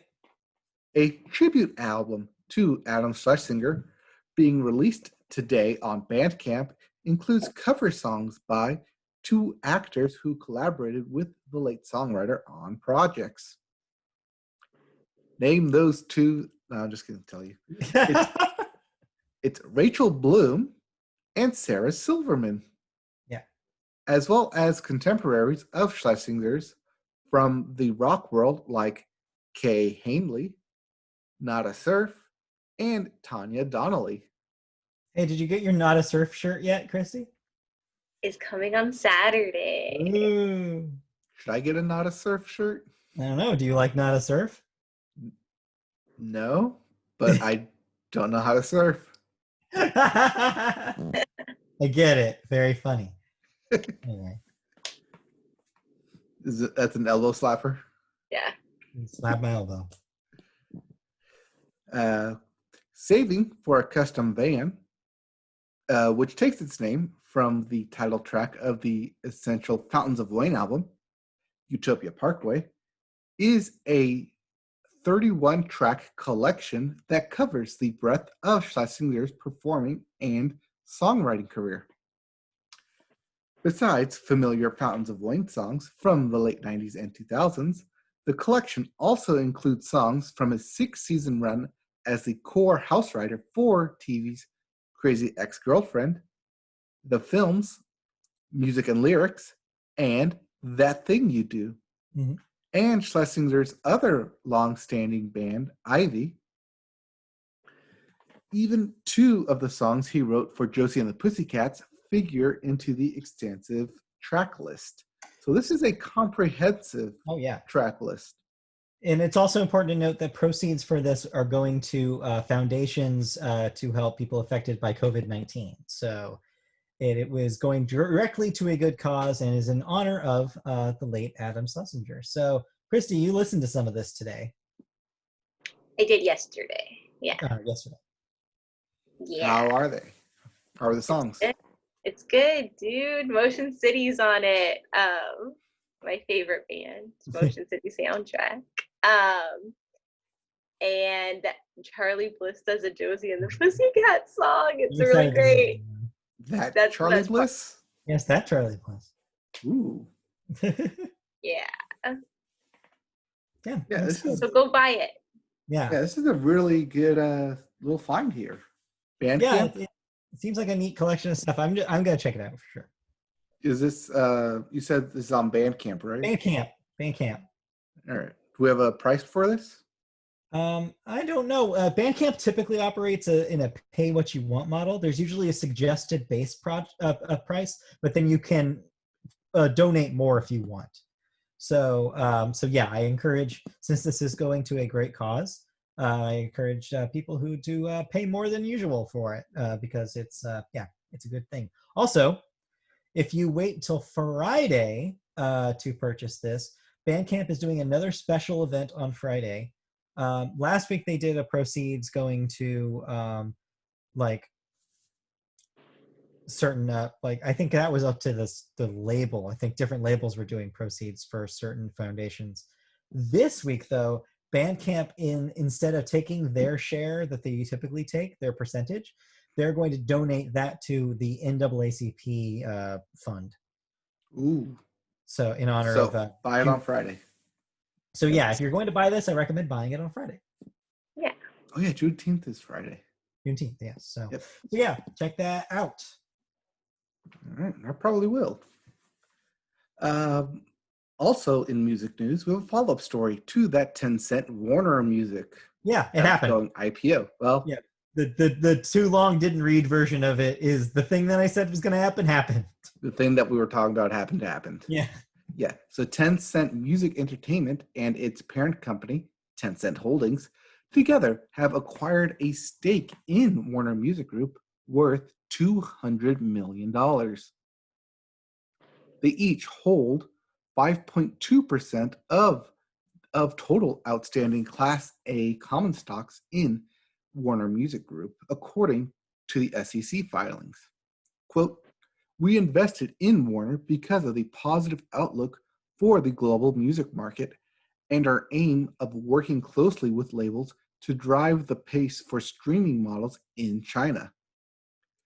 The deal, while amounting to a relatively small percentage of Warner's value, which is estimated around $16 billion, gives Tencent a stake in two of the world's three major label groups.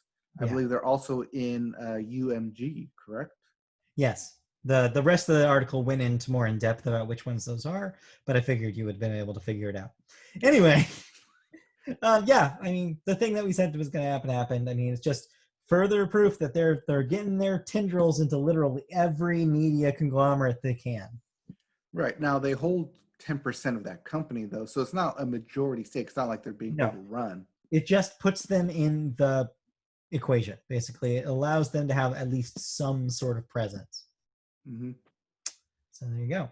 Yeah, I had to, in a backwards way, talk about this with people about TikTok and how they're holdings in that.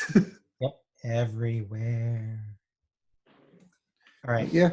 See, I thought the other story, really just real briefly, was that Lady Antebellum changed their name. So that ended up being a very complicated story in the end of the day. Yeah, because there's already a Lady A singer. Yeah, so to briefly bring it up, in the wake of kind of the outcries over racial injustice over the last few weeks, over the death of George Floyd and all the protests, so there was kind of pressure, a little bit more pressure on these artists and institutions to have these names that maybe are based in some racial gray areas, especially pertaining to the Civil War. And of course, Lady Antebellum is named after the antebellum period. And people have in the past kind of pointed out that maybe that's not the best name. So they finally announced that they would be changing their name just to Lady A, because that's what fans call them anyways. It was already their nickname.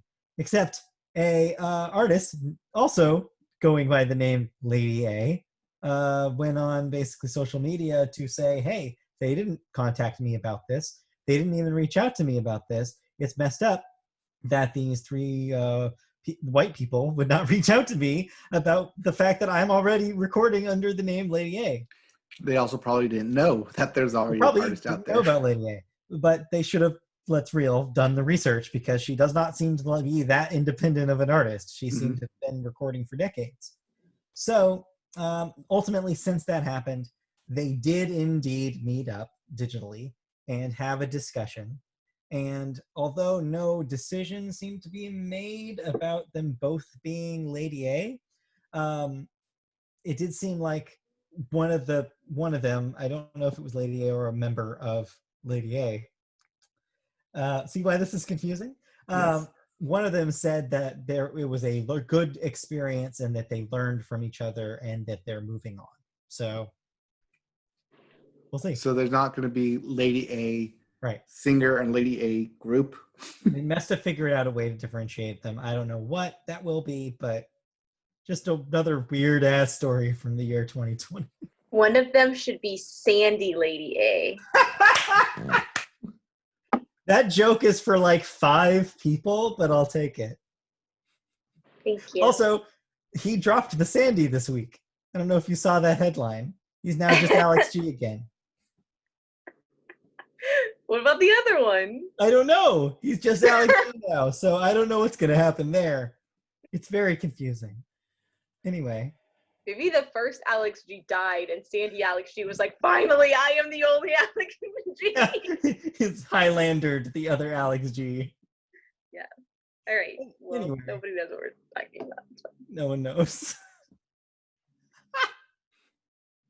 You can keep going now. Well, that was it for music stories. Yes, With it is. thoughts. Yeah, just a quick thought. The 4th Run the Jewels album came out last week. Yes, it came out a couple weeks ago, and you listened to it. Yeah. Did I already talk about it? No, I'm just saying that it came out a couple weeks ago, but we never talked about it. Yeah, I don't think we talked about it. But I did listen to it. And yeah, it's real good. If you like them, this is I don't know if it's quite as good as RTJ2, the second one, but it's up there.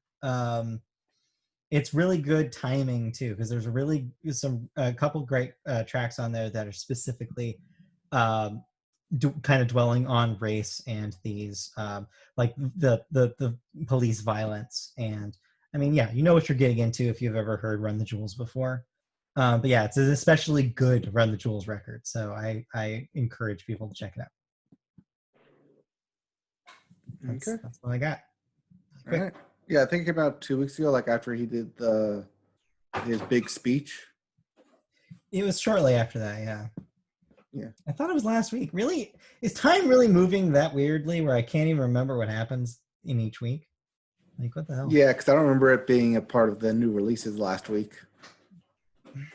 I thought it was 2 weeks ago too, but maybe I'm losing my mind. Maybe it was 2 weeks ago and I just forgot about it last week's show. Maybe. Anyway. Well, yeah, because I think it came out with Chromatica. Yeah, that's right. That was 2 weeks ago. Anyway, let's talk about video games. Oh, we got some stuff to talk about in video games. Let me tell you. All right, let's do it quickly. All right. We have new releases in video games, including Burnout Paradise Remastered for the Switch. Yeah, it's been out on everything else. This is the Switch version. We also have The Last of Us Part 2. Yep. For the PlayStation, coming out on Friday. All right, PSA about this. This is your big release for next week. We will be talking about it next week, since we will not have played it before Friday. You will be buying this. You will be playing this. I will not be. I have made finally the decision. I will not be playing The Last of Us Part 2. I am not in the frame of mind for it. Yeah. Your whole big thoughts will be next week. I'm currently playing through the Last of Us Part 1, I guess we have to call it now. Part 1, retroactively, yeah. Yes. I'm currently playing through The Last of Us. I'm at the section where Joel wakes up in the cabin alone right after the Ellie part, the Ellie solo adventure. Yeah. So I have about, I want to say a third of the way left. Yeah, you're pretty close. By the time you play as Ellie, you're pretty much almost done with that game. So yeah. Yeah, so my plan is to kind of finish it today, and then whatever I don't have tomorrow before 9 o'clock hits. Before 9 when it lets you pre-load. When it unlocks. Yeah. But yeah, I'm going to play this. I'm probably going to stream it. Yeah, I might watch your stream because I want to see this. I just don't want to play it. Right. That makes any sense. Yeah, it's going to be, we're going to do this on YouTube? Yeah, do it on YouTube. Okay, YouTube. Just so we can avoid having to use friggin' Amazon. All right. But yeah, so far it's been getting good reviews. I'll be playing it. Well, mixed reviews. Mixed. It seems like the people I trust are all panning it, and everybody else is giving it 10s. So I don't know. Your mileage may vary. Yeah, your reviews may vary. Yeah. But Anyway. we'll have our own thoughts on it. Yes. At least my own thoughts on it next week. Report back. Yep. But we have other releases, including Little Town Hero for the PlayStation and SpongeBob SquarePants, Battle for Bikini Bottom, Rehydrated for the PlayStation, Xbox, Switch, and PC. The remaster nobody asked for is here. I never played this one. I played one of the SpongeBob games on GameCube, but this one I did not play. No, is this the one where he becomes the SpongeBob Plus rated? Maybe.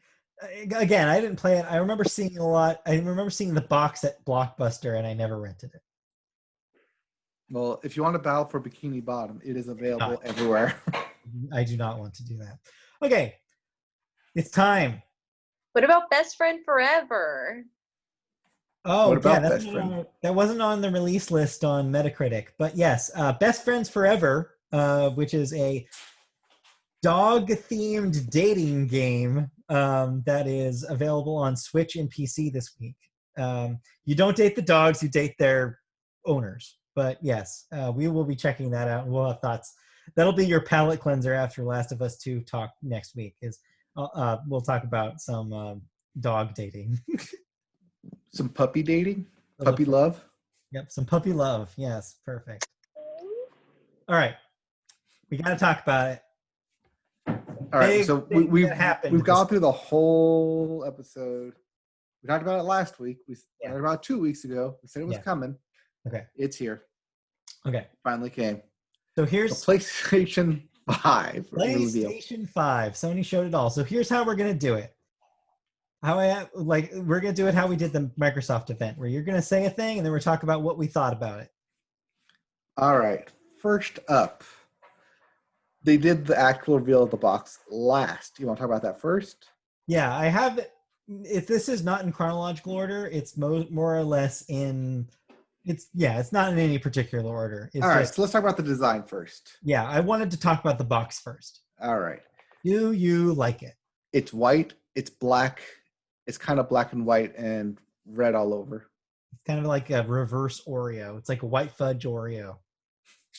I mean, it is an Oreo where it's got white in the middle and black on the... No, it's black in the middle and white on the outside. See, it's a reverse Oreo. Yeah. It's a golden Oreo. Golden Oreo. I think golden Oreo is still white on the middle. Yeah, never mind. None of this. This is a bad metaphor. Anyway, it's a ding dong. It's a ding dong. No, it's reverse ding dong. That's also wrong. It's a zebra cake. No, it's a fudge-filled zebra cake. Anyways, it also looks like a router. Yes, that has been pointed out. It also looks like Seto Kaiba's coat. It also it looks like a guy with a popped collar at the club. Yeah, looks like Godzilla. So do you like it? It's growing on me. I think I like its design aesthetically. I think it definitely stands out from everything that's out there right now, especially Microsoft's black box. Yeah. So in terms of standing out and in terms of design looking cool, yes, it looks cool. It looks interesting. It looks futuristic, kind of like when the PS3 came out, was revealed. Yeah, that's true. It had that futuristic look to it. So the next question then is, so there's going to be two versions of this thing, a version with a disk drive and one without. So when and if you buy one of these things, will you be getting it disc or diskless? I always wait a year to get it, or at least until like a major release that I need to play something on it. Major release. Which, by the looks of it, is probably going to come sooner rather than later. We'll get into that. But I am leaning towards diskless. Okay. Mainly because like for the past several games, I have purchased diskless for the instant stuff rather than purchasing it like physically. Mm-hmm. That being said, I do like the advantages of having something physical to have to play to physically own forever. That's kind of how I am right now. I'm leaning actually towards disc because I have, now that I have a 4K TV, I like the idea of having a top of the line 4K Blu-ray player. Because like the Xbox One X I have now does that, but I bet that the drive in this one will be better just by time. So like, I think I'll probably lean towards disc just because it'll be a media player at that point. It won't just be video games. But right, and that's one of the reasons why I do lean towards it having disc-less or having a disc. Yeah. Rather than discless. But then I think about like, oh, my recent purchases have just been straight downloaded. Right. I pretty much just buy games digital now. So. Right. So like I said, I'm going back and forth. By the time like it actually comes out, who knows? Yeah. Who knows where I'll be? Yeah. Or like by the time actually like not comes out, by the time like actually like go to buy one, I'll have a better idea of what I want. Right. Because like right now, everything like digitally that I would watch is streaming. Yeah. But then again, that can change too. Should like I get 4K TV like you? Yeah. You should. All right. I should. Let's talk about the games. All right. Well, they surprised everyone by showing GTA as the first thing. Really? Yes, a brand new GTA remaster on a new console. So yeah, they opened this thing like, I know you're not supposed to start the show with a showstopper, but they really didn't, because they just said, hey, GTA 5 still exists. Hey, remember that from the PS3? Like, we still got it, and online is free when you buy a PS5 now, and eventually we're going to redo the campaign and make it look shiny. Yeah, I had to constantly point that out, that no, this is a PS3 game. So it's one of those rare games, though, that you can play on 3 different console generations, so there's that. So it got the Kingdom Hearts treatment. You got the Kingdom Hearts treatment. But then actual games happen. Yes, but then like actual like PlayStation Studios, which they announced and showed the logo for, happened. Including Marvel's Spider-Man, Miles Morales. Yes. Which had a lot of confusion after it was launched. Okay, so here's the deal. So the trailer they showed made it seem like it was a sequel to the PS4 Spider-Man game starring Miles Morales, which of course, if you played that first game, he was in it, but he wasn't the main character. And by the end of it, it was suggested that he would basically be trained by Peter Parker to become a proper Spider-Man. Yes. So fans got excited, of course, like to have a full Spider-Man game with Miles Morales as the Spider-Man. But then some PR guy at Sony did an interview in which he mistakenly said that this was a remaster of the first game with new content. So Insomniac had to go out on the developer of the game, had to go out on social media basically to say, that's not true. This is not a remaster. This is a standalone game. So here's how I'm choosing to interpret this. And this is based on educational guesses from Insomniac's past. Infamous Last Light. Yeah, this is their Infamous Last Light. So Infamous Last Light was a standalone, smaller game that they released after Infamous Second Son, which was a PS4 launch game. Mm-hmm. So this is that.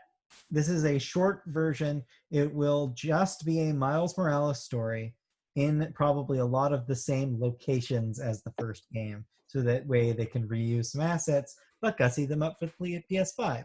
And it's a nice like half step to get us to a Spider-Man 2 that will probably happen in 2022. This is something that Insomniac has done for each console generation. For the PS3, it was Ratchet and Clank Into the Nexus. Yes. Which was their half step of a all PSN exclusive digital download game. Yeah. This is also how this thing makes it to launch, because that's one thing, is this is the only, I believe, game that they specifically said was holiday 2020 on this entire show. Yeah. So it has to be a much smaller project if it's going to be done by November. Well, like you said, they're going to reuse a lot of assets, which they already have. They're going to showcase the speed of the PS5 and its lack of load times. Right. Or Maybe a tech diminished demo. load times. But yeah. Okay. Speaking of Insomniac. Speaking of Insomniac and speaking of Ratchet and Clank, a new Ratchet and Clank game. Ratchet and Clank Rift Apart. So, speaking purely of what they've promised about the hard drive, the SSD on this PlayStation 5, and what it's going to do to change games, this was the best demo they could have possibly asked for to show that off. This is their knack. Yeah, this is the game, because the mechanic of we literally can send you through a portal and you're immediately in a brand new place shows off that the no load times thing perfectly. Like, this is the way you show off that technology. And I think this looks rad.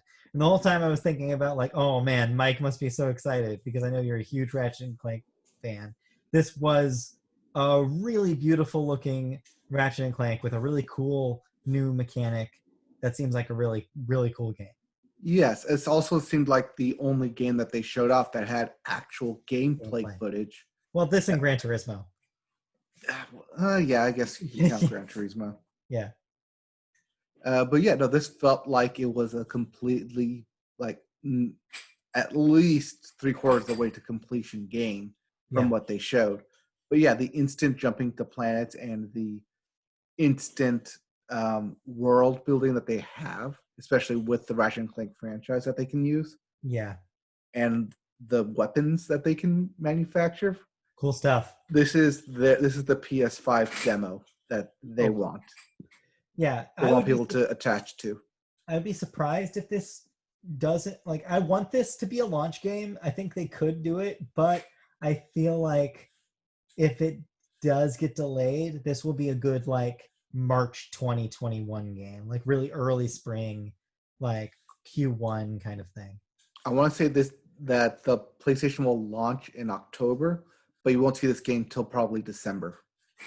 Or yeah, maybe a couple months. Yeah. Mm-hmm. Regardless, or like you said, if it gets pushed to March. Regardless, I think it was one of the better games that they showed off at this thing. I think it looks really cool. Mm-hmm.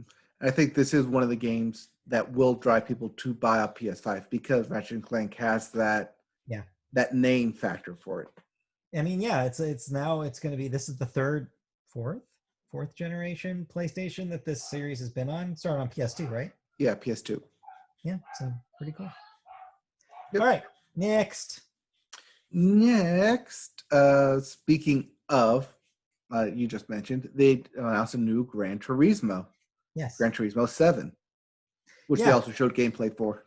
Yeah, this looks like a Gran Turismo game. Not a whole lot more to talk about really here. I mean, it's a racing game. The cars look really nice and shiny. The lighting engine looks pretty cool. And yeah, this game was probably going to be rad in 4K.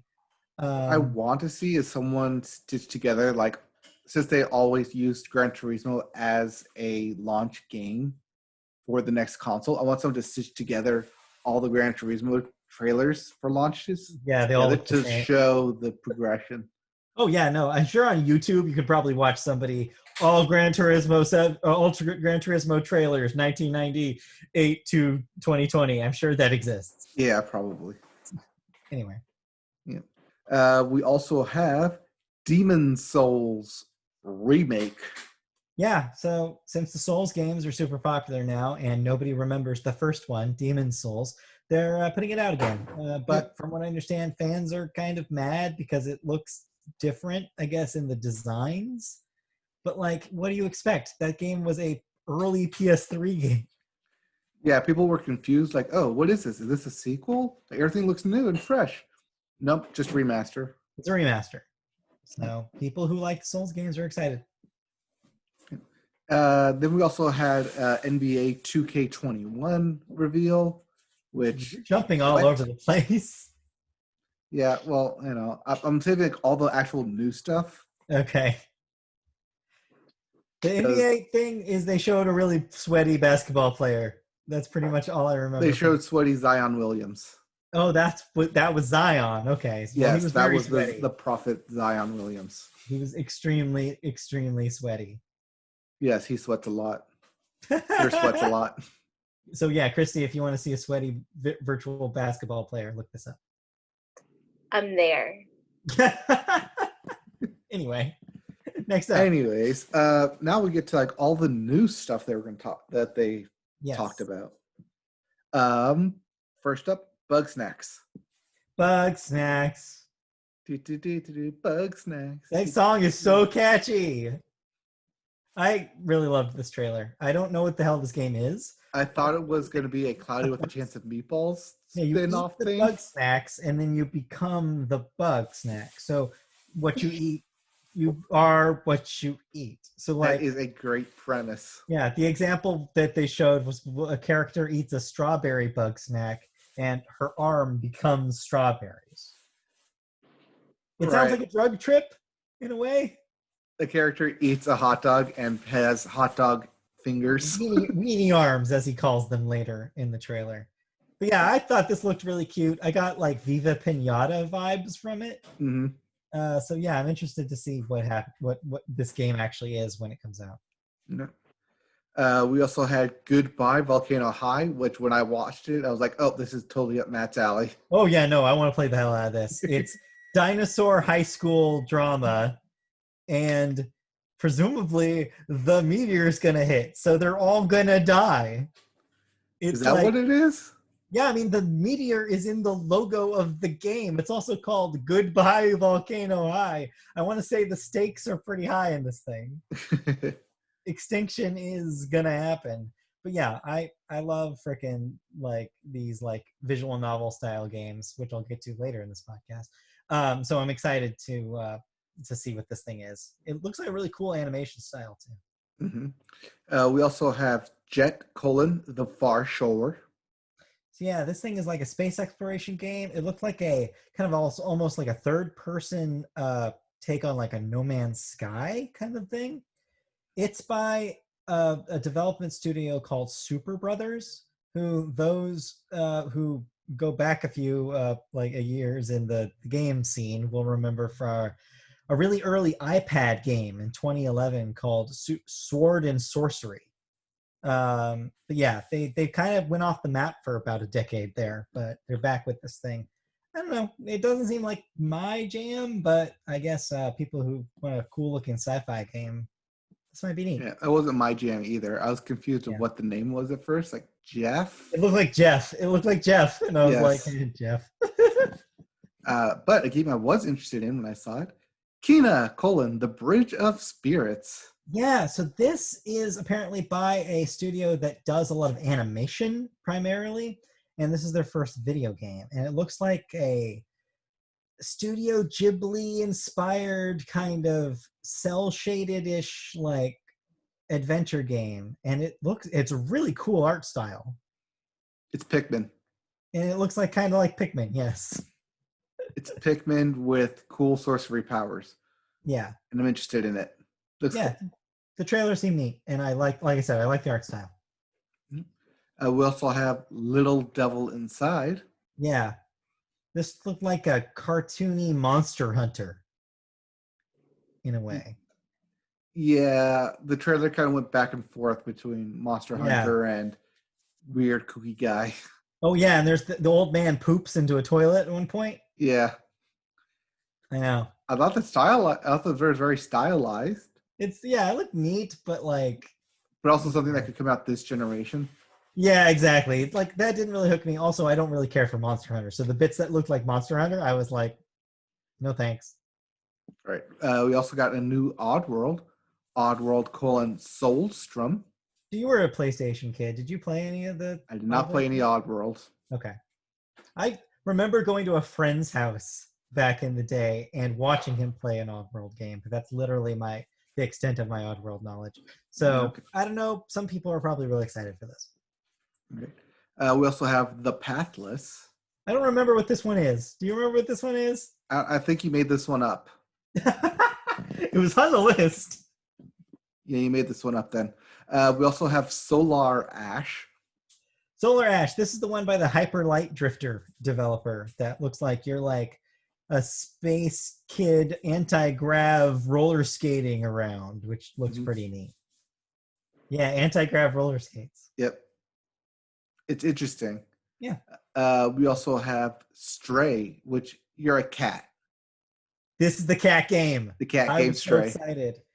As soon as I realized that this game was from the perspective of the cat, I started freaking out. I was like, cat game, cat game.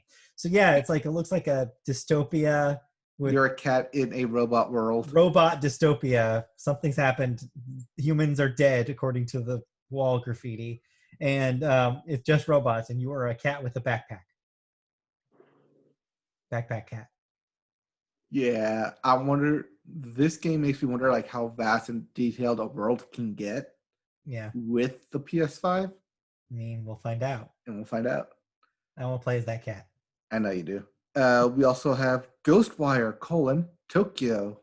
So Ghostwire Tokyo was actually revealed at E3 last year, I want to say. This is the first gameplay footage we're seeing of it. It's like a first-person Bioshocky looking thing. Yeah, but it takes place in the streets of Tokyo. Yeah, and you have weird hand powers. You do kind of like a little hand jive, and stuff happens. It's pretty crazy. Yeah, not that hand jive. I know what you're thinking. I was born to hand jive, baby. Baby. There, she's got it. How does it go? Yeah, that's it. Don't know the hand jive. It's the hand jive. Anyways, we also have something called Project Athia. This was the Square Enix thing. That was right now is just like the name implies, a project. Some sort of cool looking heroine jumping over valleys and stuff. I guess screenwriter Gary Whitta is involved in this. Apparently he's involved in the writing for this. He wrote Rogue One. Okay. But yeah, I don't know anything beyond it. It looks like it's really early. Yeah, it's too early in development. Some people were saying is this Final Fantasy 16? I'm like, no, this is not Final Fantasy 16. No, we also have Hitman 3, conclusion to that trilogy. Yep, another Hitman game. And they said we have gameplay. And where to go? I don't know. I mean, it's a Hitman game. You know what that game is going to look like. Yeah. We also have Pragmata. Yeah. This one I thought was the worst trailer in the entire show. This is the Spaceman one. Walking through fake Times Square, sees little girl, and I guess gets summoned. I don't know. This is what? Prey, fear, control? Something up those lines? It just looked super generic to me. The Times Square reminded me of a map in Modern Warfare, so that was distracting. And I was just like, this is just... I don't know what this is, and I'm not interested.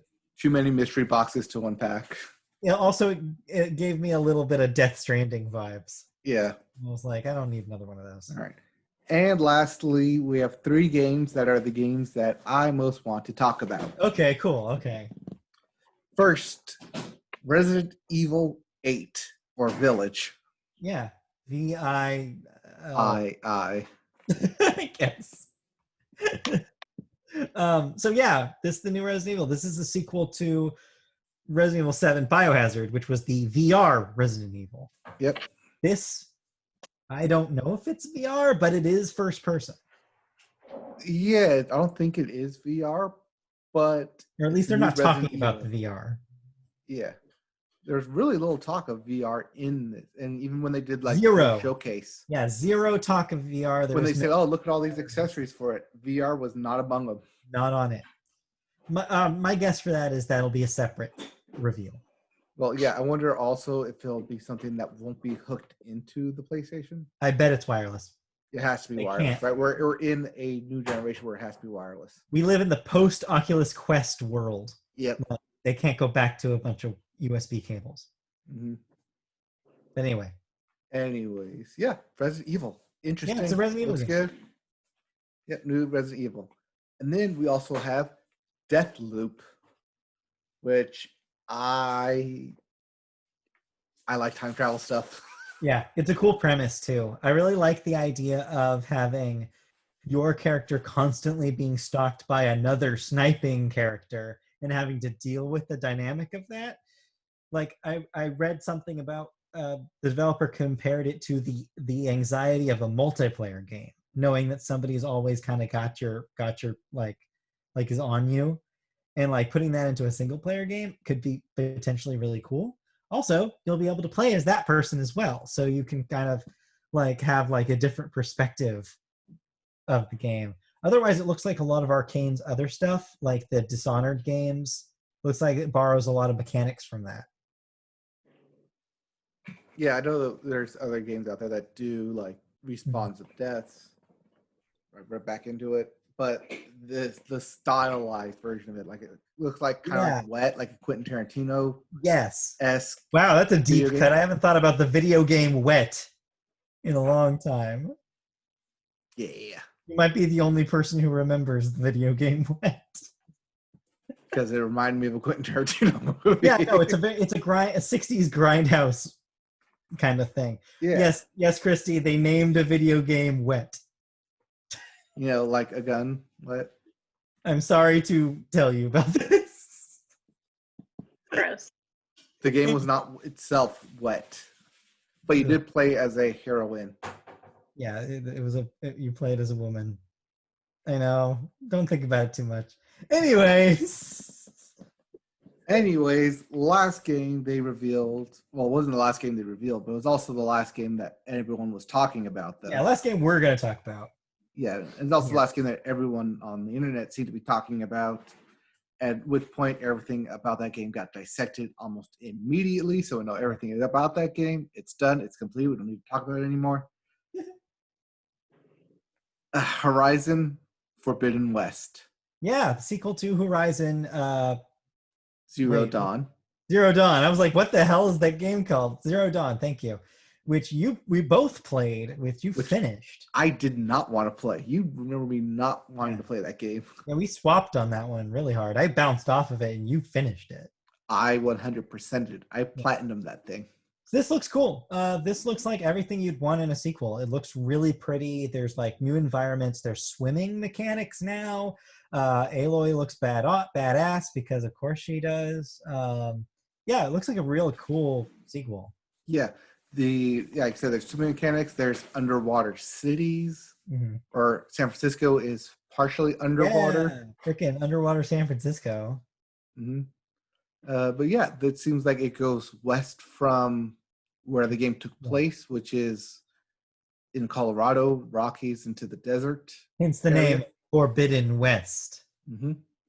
Yeah, because like after like it came out, I waited a day for everyone to basically tell me what this means. Yeah. So now I know exactly what it means. I know because I haven't played that game in like 3 years. Wow. Probably more. I don't know when that. I bet that game looks really cool on a 4K TV. I should actually give that a spin. Yeah, I should actually like come over and play it someday. Someday. I just want to point out real quick. There's a game you skipped, and it makes sense why you skipped it because there's literally nothing that good I want to say about Gearbox's Godfall. Oh yeah, no. I feel like we gave it the right amount of time by totally skipping it. That's their hack and slash looter that they're trying to sell. I would have liked it if they had a different probably song attached to it. Everybody's saying that. I remember that one stuck out like a sore thumb, and somebody finally put into words what I was thinking while I was watching it. Somebody on a podcast said, it's like they used a song from 5 years ago. And I'm like, that's totally it. Every trailer had a song like that 5 years ago, and we've moved on, and they haven't. Mm-hmm. That's what it was. You're right. But yeah, that game looks okay. I don't know. Yeah. But anyways, that was a lot of games announced for the PS5. So overall, I mean, I thought it was a really good showing. Like, I thought that it was really strong stuff that they showed from all sorts of different genres that appeal to all sorts of different people. And that's the good move because it made the opposite impression of the Microsoft thing. The Microsoft thing was like, oh man, they really like have this laser targeted at a specific audience. And this was not that. Right. There's a little bit of everything for everyone here. Yeah. And then, Microsoft was like, we know what you want us to produce, so we're just going to produce that for you. Give you exactly what you think this is.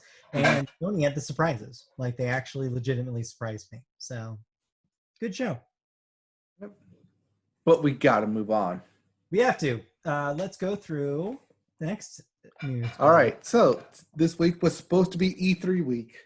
Yeah, this would have been E3 in a normal year. Yeah. So we said we got some video game bits of people, including Pokemon announcements this morning. Yes, this morning. Including Pokemon event reveals for new Pokemon Snap for the Switch. Hell yeah! New Finally. Pokemon Snap. 20 years later, there will be a sequel to Pokemon Snap. Excited for this. Yes. I hope they use the gyroscope inside the Switch to move around and take pics. Oh man, that'd be so good on the light.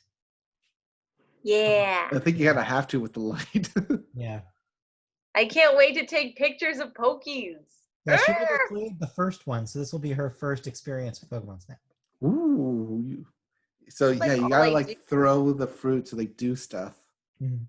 Yay! And and evolve and wait for the Magnetos to all get together to evolve together. Yeah. Because if you do that, they unlock the secret level in that one cave. Yep. Yeah. Pokemon Snap is a good game. Anyway. They also announced Pokemon Cafe Mix. Yeah. Which is a cooking. Yeah, it's like cooking a Pokemon. mobile puzzle game, and it looks like there's like a stirring mechanic. It's like you're kind of like stirring same Pokemon icons to like match for combos, and it makes like a coffee drink for your Pokemon who's visiting. Yeah, this one's for mobile and the Switch. Yeah, looks cool. I'm gonna check this out. You can do like customize your cafe and make Pokemon your staff, and it just seems adorable. And they're really cute. They're wearing little hats and ties. So cute. Burger cushion. Yep. And then we also have Pokemon Smile for mobile. So you've played this already. So this is a free app that is supposed to help people brush their teeth correctly. It's for kids. It's meant for kids, but I downloaded it anyways. No, it's okay. Christy Me did too. We both played this. We'll talk about that at the end here. Okay, yeah, we'll catch that. Other stuff include PAX West finally canceled. Yeah, PAX West and Australia both canceled and are going to be replaced with digital events. Yep. Kingdom Hearts announced a new game, Melody of Memory, which is a rhythm game.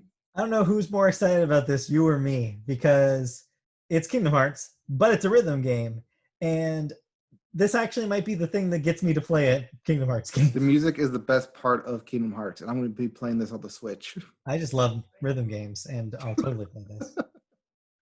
So. We also have itch.io bundle for racial justice and equality, which raised $8 million.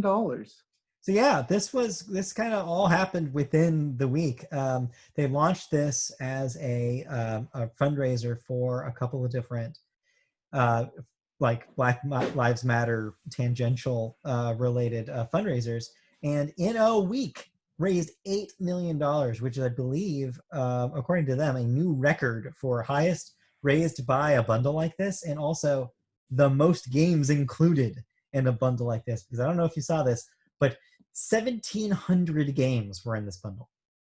Right, this was like the $5 bundle we talked about last week. Yeah, it's huge. So yeah, we both purchased this, Christy and I. So we'll talk about some of those games in a moment.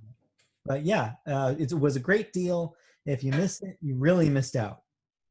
All right, let's get through the rest of these bits here so we get to that. Yes. Including Nintendo launches free jump rope challenge. Yeah, on the Switch. On the Switch. Night in the Woods devs, The Glory Society teased new game.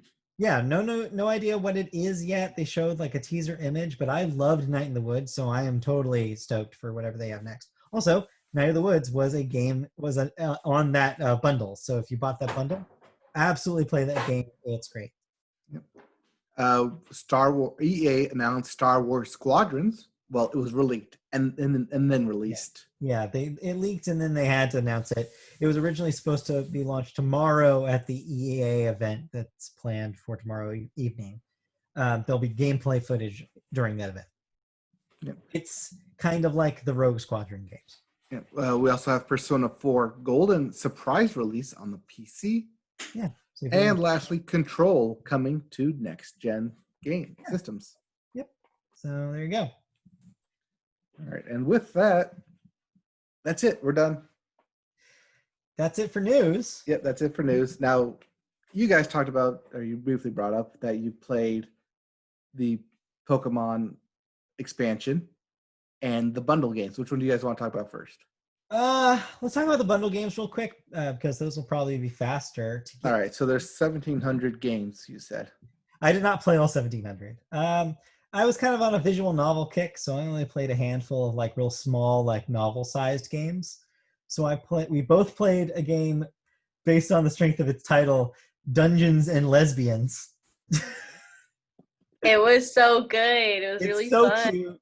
You're in a D&D like group with these 3 girls, and it's like a dating game where you're basically choosing which one you want to spend time with during the session, like during breaks of the D&D session. So you get to hear some of their campaign, and it's really funny. And you get to like spend some time with the girls, and at the end you kiss, and it's cute. So yeah, it's exactly what you want in one of those small little games.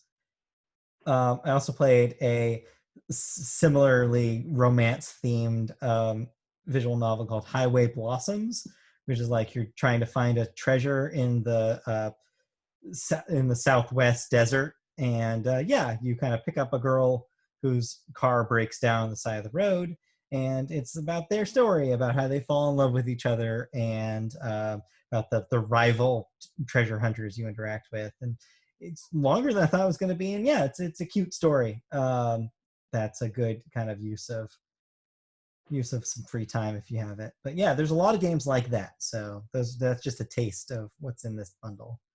Then Christy, what other things did you play? I played Arcade Spirits. I didn't finish it yet, but it's fun.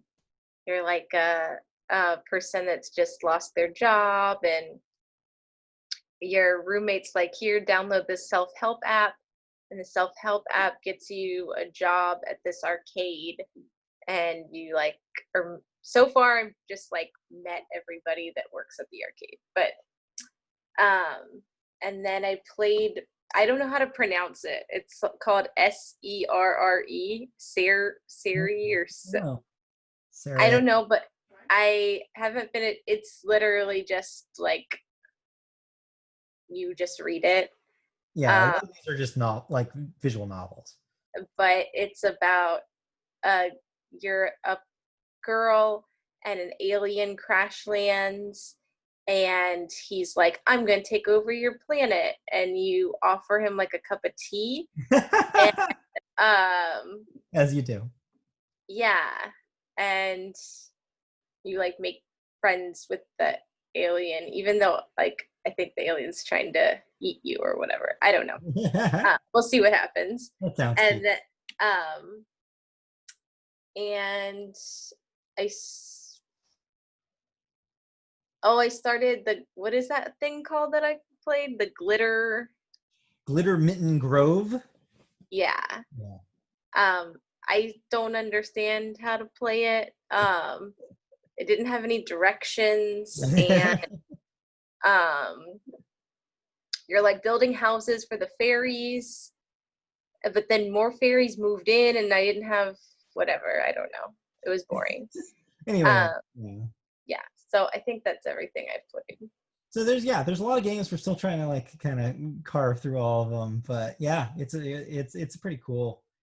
Then okay, so Pokemon, you started, you got further into the Isle of Armor expansion than I did. It launched today. It's the first of 2 expansions for Sword and Shield. What have you experienced so far?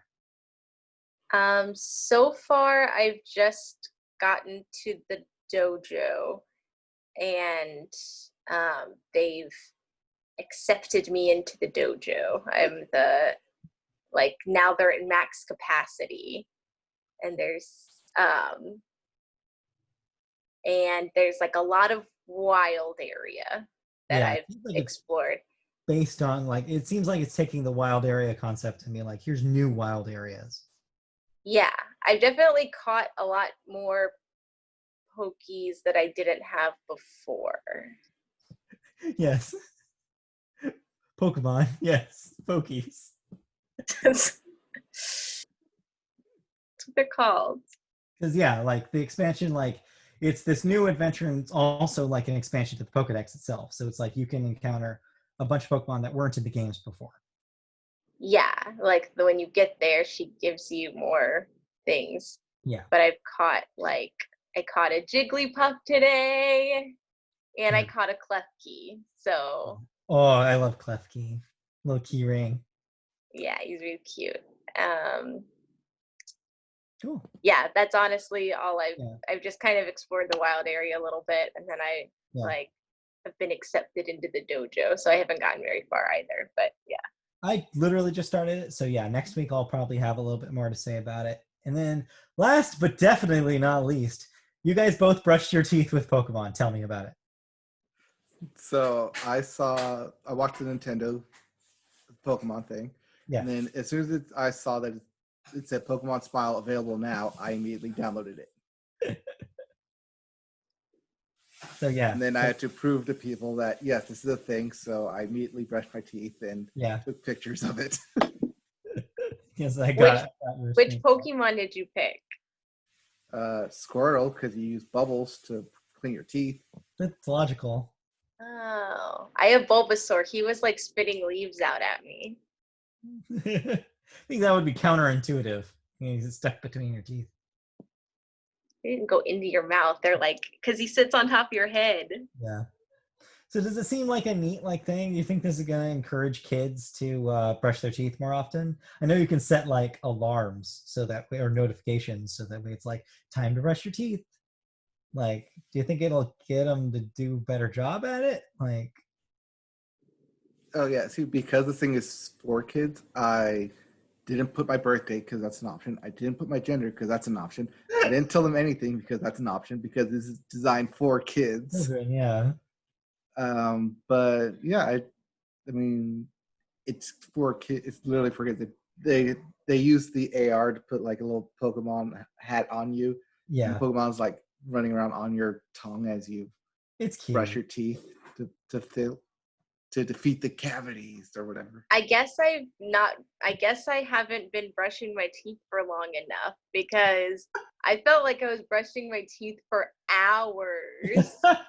So and my arm was tired. Okay, I'll tell you why. It defaults to 2 minutes. That's what I thought. It's like you're supposed to brush your teeth for 2 minutes. That's what I've always been told. But you can set it for 3 minutes. Oh my god. Oh. You can also set it for 1 minute, which is what I did. Oh. But yeah, I was like 120 seconds is a long time. Yeah. Yeah, and then it kept telling me brush faster. And I was like oh, that annoyed me so much. I was like, I'm going as fast as I can.